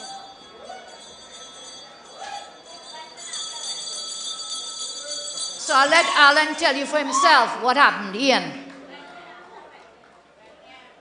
Good afternoon. Good afternoon, ladies and gentlemen. Good afternoon, ladies and gentlemen. Political leader, the next Prime Minister of Trinidad and Tobago. Members of the head table, all protocol observed. Ladies and gentlemen, I just came from my studio with respect, and I'm sure you saw the entire incident as it unfolded right in front of you. Let me explain what exactly went on. A couple hours before studio, police came in search of a document. A documenter in search of some information they believe I am in possession, I have in my possession. They came up. In fact, I had just stepped out of the studio. Lo and behold, they entered the studio, passed everybody, went straight to my master control room where we have all the computers and all the machinery and whatnot, and make an attempt to get in there. They came with a fake, well, as my attorney, unlawful piece of document saying that it's a search warrant. Thanks to my attorney, Ramnarine. I want to give him a round of applause. He's a good guy. He's a really good guy. He's a really, really good guy. And they proceeded to search my office for information. For information, huh? when they realized they weren't getting anywhere, they called for the riot squad. They called for the riot squad. But I realized, and ladies and gentlemen, this is not just an attack on the media. This is not just an attack on Ian Allen. This is an attack on the people of Trinidad and Tobago. This is a clear indication. This is a clear indication that we have reached just like Venezuela. There is no voice. And I'll tell you this. I mean, recently we saw their police officer. He had to go and leave because he realized he was instructed to do a political exercise, not a police exercise. Remember that the special officer, the officer from Special Branch, you need to remember that. But back to my issue, and they came with riot squad and they broke my door down. And the police officer on the phone, and just as I said, there's a handful of police officers. They wear khaki, but they have their red jersey underneath it. This is a very frightening, now, as they say, when your neighbor house on fire, out yours, let me tell you something, look and pay special attention what is happening in this country. They are going to come behind my good leader, behind my good prime minister. They are going to come behind senators. They are going to come behind you, behind Dr. Roodal, Moonilal, behind Gerard. They're going to come, because these are the people that speak out. Once you go against Rowley, you are going to get mashed up. And what I saw today, ladies and gentlemen, I realized that these police officers, they were getting instructions from right up. Even though they were there with the hammer and everything, but you could have seen that they didn't want this because they realized it was wrong. And today, ladies and gentlemen, we cannot allow this government, this present government, to rule again. We must stand up. We must stand up and let our voices be heard. We must make sure, when you look at the hospital, when you look at the... But, my leader, I made a joke over the weekend. I said, I am in possession of a Petrotrain report. So I don't know if they came for that. I just made a joke on Friday night to someone. I said, I have a document, not knowing, and you realize, since we are speaking out, you realize when the political leader spoke last week Sunday about fake oil and exposed the corruption that this government, they're all involved. They realized he came with the J word to distract you. Every time we speak out, he will come with something. He came at me today. He will come at you tomorrow. So today, ladies and gentlemen, I am asking you, take stock. It is not about Ian Allen. It is not about media. It is about Dr. Rowley making sure here become like Venezuela. There is no voice. So I am appealing to you who are looking at me on television. Make sure, come out, support what's happening here, support this party, support the next prime minister. Because if we don't stand up, and let our voices be heard, as I say it on television, Suhani rat with us. You understand? So make sure, I am here, I am alive, and I understand the dance more than anybody else. But today, ladies and gentlemen, today it was Ian Allen. Tomorrow it could be a senator. Tomorrow it could be an MP. Tomorrow it can be a voice of the United National Congress. Tomorrow, those of you who are watching me right now, tomorrow it can be you. We must make sure, and vote them out. Thank you, my leader. Thank you so much. Thank you, Ian. Thank you. Ian is saying maybe he has some reports in his studio, but I think, as I say, every time Ian speaks out about justice and what is right, they want to shut you up. We want to thank Ian for never giving up. Carry on your fight for justice, and we thank you very much. And today I'm watching, and I'm also seeing a very brave attorney. In fact, at one point I thought Ian would cuff down the lawyer, because Ian said, how you could let this happen? Let's thank Gerald for being there with Ian all the way. Thank you so much. And that's not all. I'm saying the Gestapo tactics That's what we are seeing, Gestapo, brute force of the state being used by the Rowley government, by the Red and Ready team. Now I want to show you something else that they're seeking to do. They will try everything they can to shut us up. But I want to tell them you could jump high, you could jump low, you could say this, you could say that, but if you're thief, we will expose you. When you're thief, we will expose you. We are not afraid. We are not afraid. You will not silence us and you will not intimidate us. Look at this video clip, a newspaper page.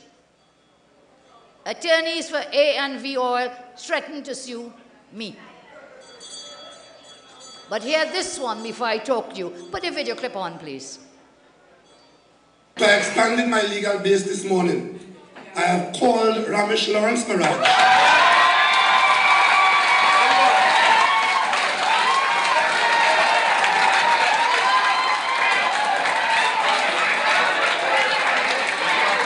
I have engaged him as my senior lawyer. Well, we take it from there. So here is a threat that they will sue me and sue other people. But we are not afraid. I always tell you I have good court clothes. And I have a good team of lawyers. We have a very brilliant team of lawyers who will work with us. So today I responded to them through my lawyer. I sent them you remember they wrote a letter to me, a pre-action letter and so on. So Mr. Douglas Bailey, on my behalf, has sent this pre-action reply, the letter to them. And there's a lot in it which we'll share with the media and with you as you read it, but I will not take all the time to go through. I will just read a few lines or one sentence that my lawyers have said, and it is this. It is straight law that you cannot be defamed by the truth. Your clients have no right in law to protect a fake and false corporate image, reputation, and character. The truth trumps this as a matter of public policy, and hence the defense of justification will be invoked to repel this baseless and malicious claim that is designed to intimidate and scare our client into silence. Just 2 lines from our reply to them, and you will hear more of it. So they will not shut me up. They will not intimidate me. I remember once, prior to 2010 in the Parliament, when Mr. Manning was making allegations against me, and he was saying I have some mole in the Integrity Commission and all kinds of things that were not true. I stood up and I said to him, I will take you on anywhere. I will take you on anytime. And I will take you on every line that you ever bring forth in this country. So what's new as we continue this week? The media has been doing a tremendous job, which is their duty.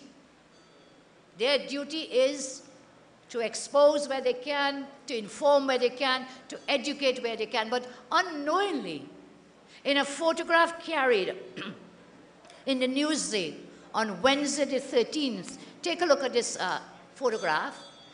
It was taken by a lady, Vashti Singh of the Newsday. And it says, no drilling. Equipment at AV and oil and gas drilling and workover on the company's compound in Penal yesterday. Can you see those units, the drilling equipment? I see it's about 1, 2, 3. Help me count. 4. Help me count. 5, 6. About 10. Do you see the color of those things? They look like red and black, yes? I am asking a question tonight. Does this equipment belong to Petrotrin? And if it does, what is it doing on A&V compound? What is it doing there? I'm asking you the question. I am told that the colors of Petrotrin, their drilling equipment, is that red and black. Somebody saw it And that's how they call me, say, check this newspaper, check this photo. Thanks to the media, thanks to Vashti Singh, thanks to Newsday for bringing this photograph forward. And I'm told that the colors for ANV usually blue and white. And indeed, you see most of the buildings are blue and white. I'm not saying it is Petrotrin equipment. I am asking, does that 9 or 10 pieces of equipment belong to Petrotrin? Because you see, I am also told that there was equipment like this at the Tabakit field which was farmed out. And they're telling me all that equipment has disappeared from the Tabakit field. So tonight again I ask the question, what is that equipment doing there at ANV? Does it belong to Petrotrin? And is it in any way related to the equipment that has gone missing from the Tabakit field? What's new? What's new? That's new too. Since then, since we spoke, we have obtained a copy of a transfer document. Can we put it up, please?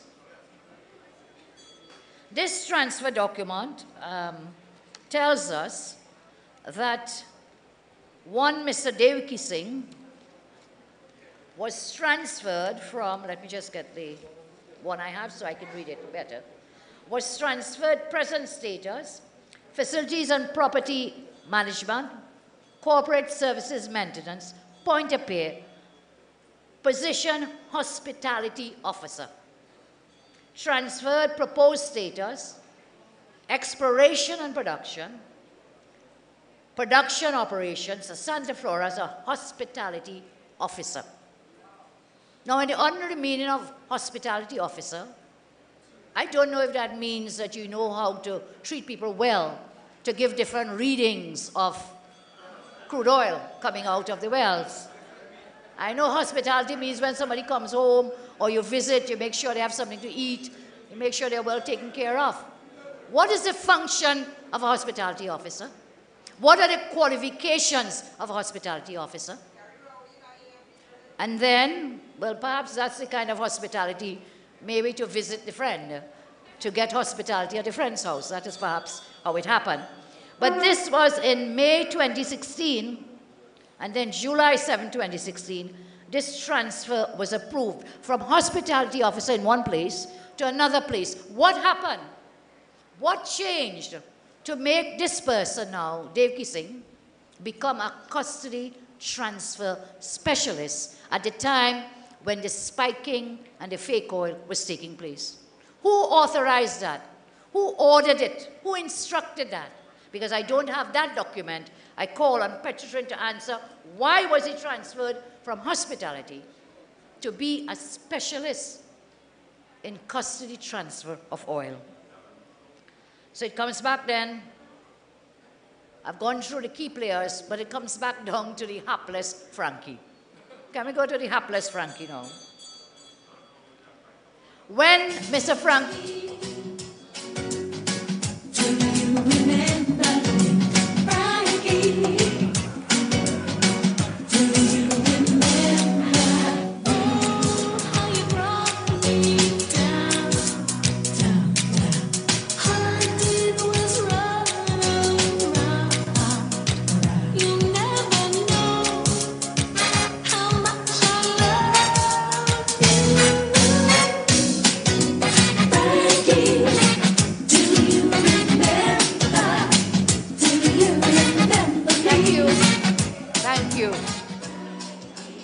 So hapless Frankie, when interviewed in his press conference, he was like, see no evil, hear no evil, speak no evil.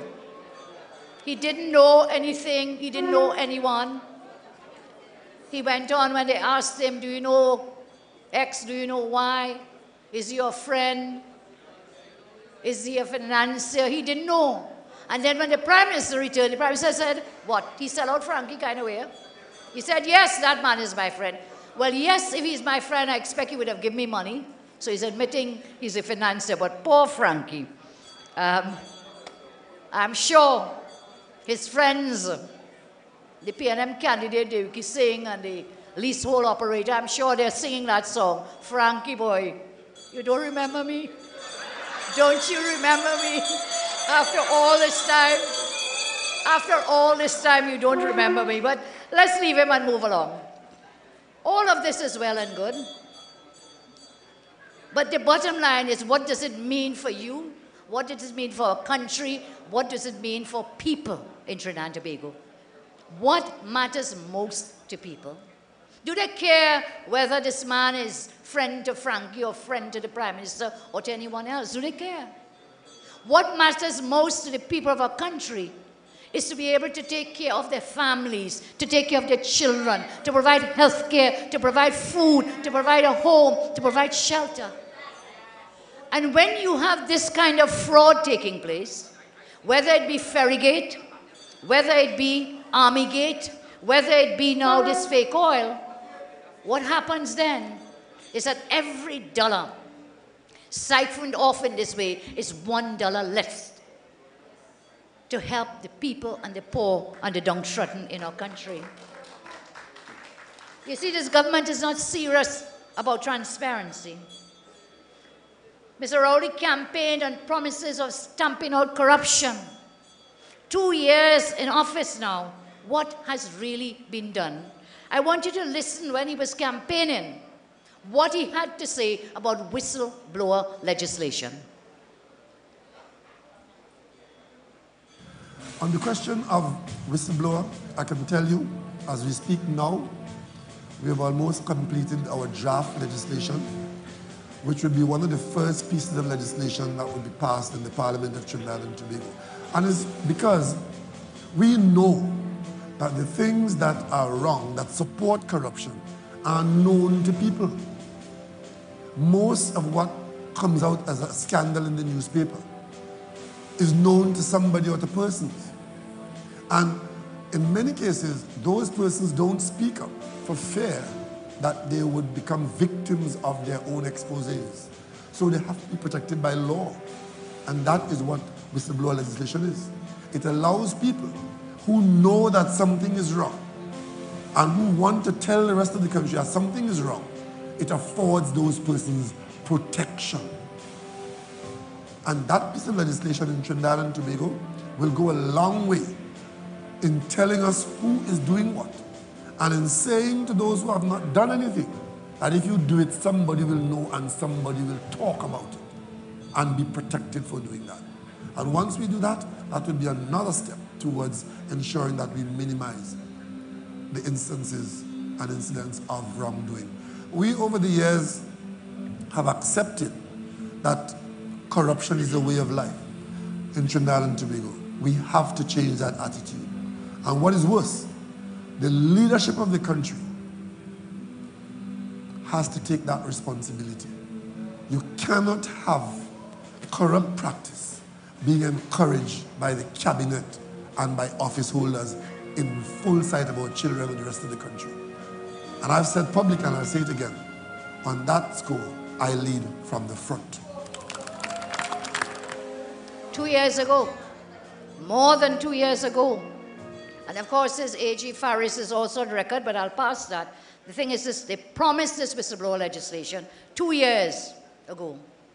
That is still before the Joint Select Committee of the Parliament. And it's not because we stopped it.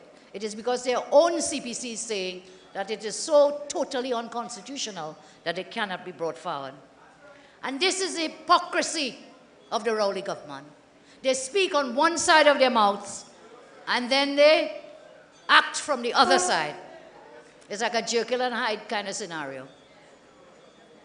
The hypocrisy of the PNM, because look at what happened. They're saying, let us protect the whistleblowers. Let us protect them.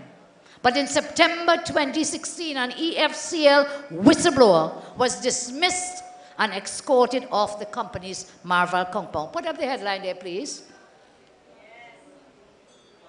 See, EFCL acts as a whistleblower. That is PNM protection. Then we come to the senior project manager. He was retained when the board changed and so on. Certain information came out, and they said he's a whistleblower, and they got rid of him.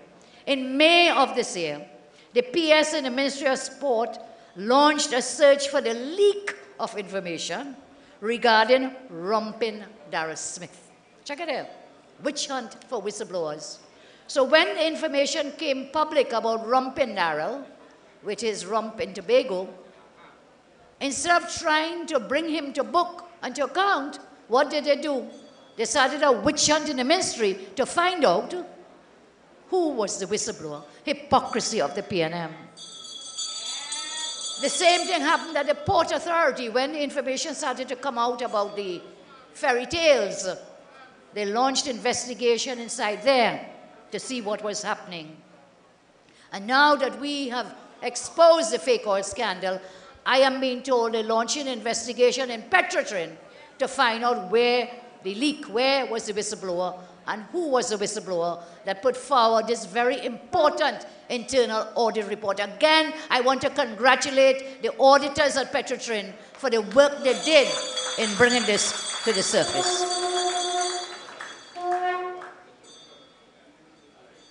So it is clear that the hypocrisy continues. They talk about whistleblower and protection on the one hand, but then they go into fire to dismiss, to suspend the workers. Tonight, the Honorable Prime Minister appeared on the JSC, on the fairy tales, ferry gate. Well, I think most of us didn't get to see it. Maybe that's why certain things happened today, because we were all tuned into Ian Lane and the Gestapo brute force that was going on. So tomorrow, we'll talk a little more on that. So before I close, I know we are approaching budget coming up. Budget 2018, the Prime Minister says, focus more on value for money. Well, that is surely old talk for this Prime Minister to talk about value for money. Since they have come into office, his government prioritized on areas that do not benefit the people because they really don't care. And I always told you, they are about the big people party. Our approach has always been different as a people-centered party. And so they bought paintings, they fix up the stadium down here, about $100 million and so on. Use it once or twice for the year and the rest of it is gone.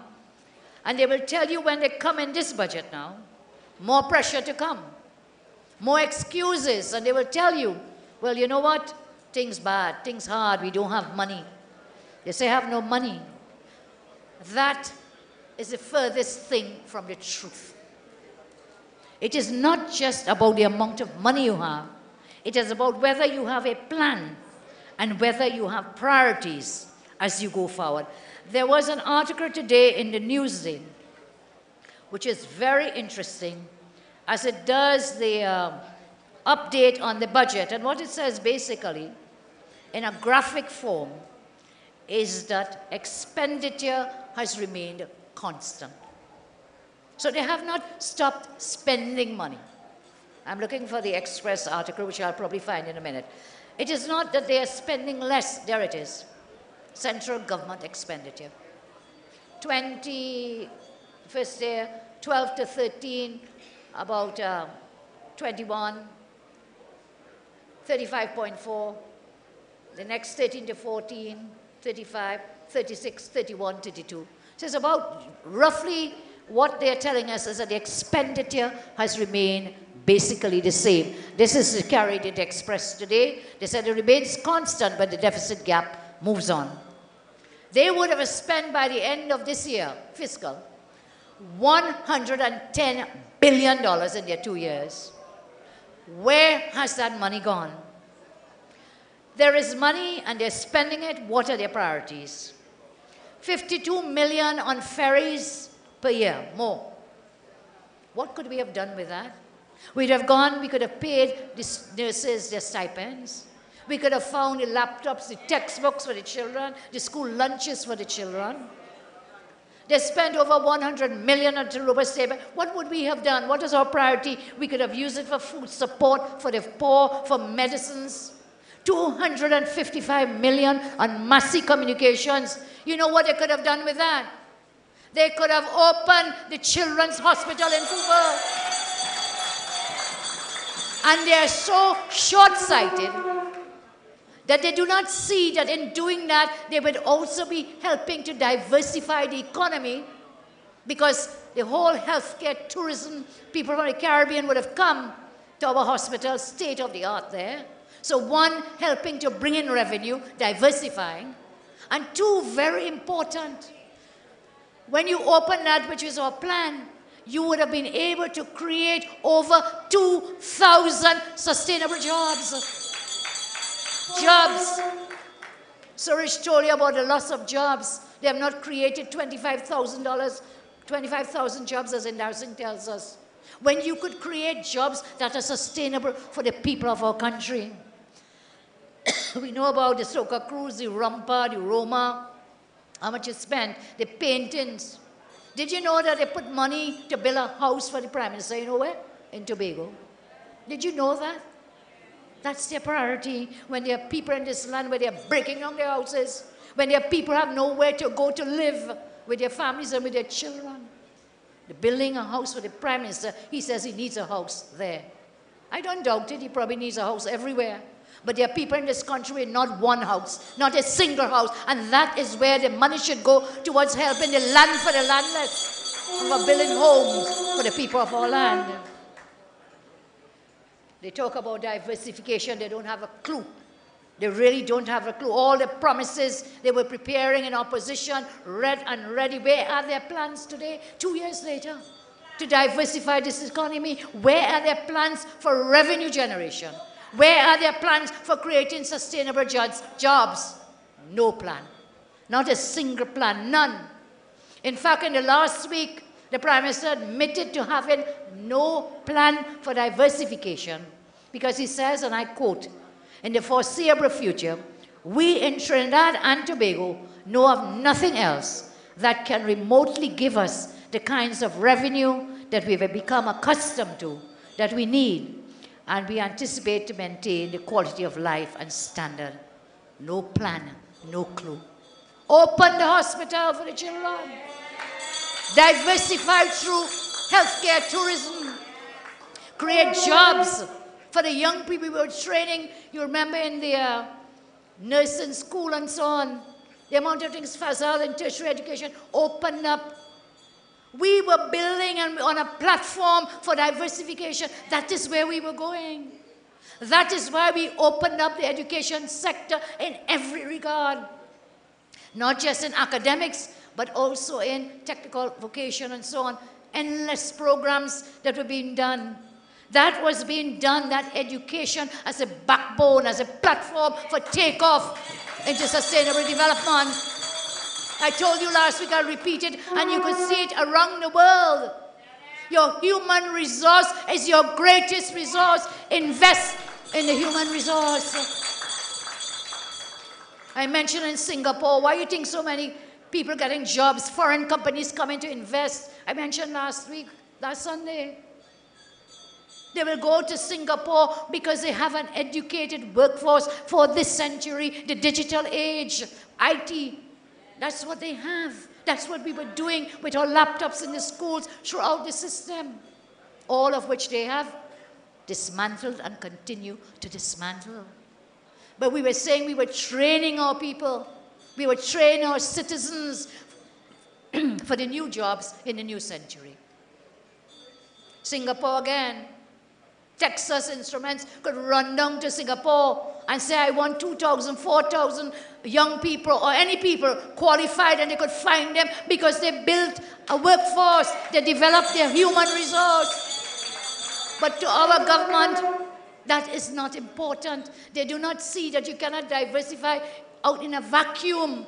It has to be on a sustainable platform, and that is what we were doing through the education sector and other sectors. We talk about what we did in education for diversification, education to develop a workforce. We increased the tertiary education participation rate. We surpassed our own benchmark, our own target. We had said 60, I think, Fazal. We went up to 65%. What is happening now? That is falling rapidly. We're moving our people out of tertiary education. The laptops, the NESC, the aviation campus. I could go on these. Over 100 schools built. We achieved universal preschool, all our young little ones, free. Well, you know that stopped now. They're stopping that too. They are so short-sighted, no vision, that they do not see that is where you go to get diversification. That is where you go to get foreign direct investment. That is where you go for sustainable development and growth in our nation. And then they talk about crime, runaway crime. Well, you know, it's over 1,000 murders since they came into office. I think today the total of murders is about, for this year, about 344 murders. And I asked tonight, where are the 3 ministers of national security? Have you seen or heard them of late? And where are the 3 attorneys general? You don't have 3 of them now. You have Hines, you have Stuart Young, and you have Faris. So you have 3 AGs, 3 national security, 6 of them in law and order and law enforcement, runaway crime, and the kidnapping. The kidnapping of the fair has returned now that this PNM, Rowley PNM, is in office. Look, we had a plan. I talked to you about just part of our plans for diversification with the education sector, the hospital. But we had plans we were putting into place. I mentioned before, we were able to bring crime down to the lowest ever in 31 years, serious crimes. They dismantled those programs too, and so the crime is running away again. We had a further plan to deal with crime and criminality in our land. And that is that we were going to open that UWI South campus to create as a hub, as a center to develop policing and law enforcement. Initially, the establishment of the law faculty, a law degree, to move into forensic pathology courses, to move into cybersecurity courses, to move into forensic accounting courses, to go into the development of degree courses for the police and other law enforcement officers. In other words, to tailor that campus as a hub to help us to fight crime and criminality. I want to tell you tonight that your party, our great UNC, as we continue to develop our proposals, that we will have to rescue Trinidad and Tobago from this incompetent, wicked Rowley government. We are just a couple of weeks away from the budget presentation, and we expect, as with the fake oil scandal, the government will act in the interest of the few and not the many. We have to tighten our belts when money is being thrown around without really benefiting those most in need. Ferrygate has also been handled to protect the interests of the few. While the average Trinidadian can expect more job losses, we will see more wasteful spending. Today, I share with you, we will stand with you, we will work with you. Your party is working. We are on the ground preparing to return to governance. With your support, we will continue this work and run the red and ready out of governance and bring back good governance to Trinidad and Tobago. I thank you very much. Once upon a time there was a magic island full of magic people. Let me tell you a story about the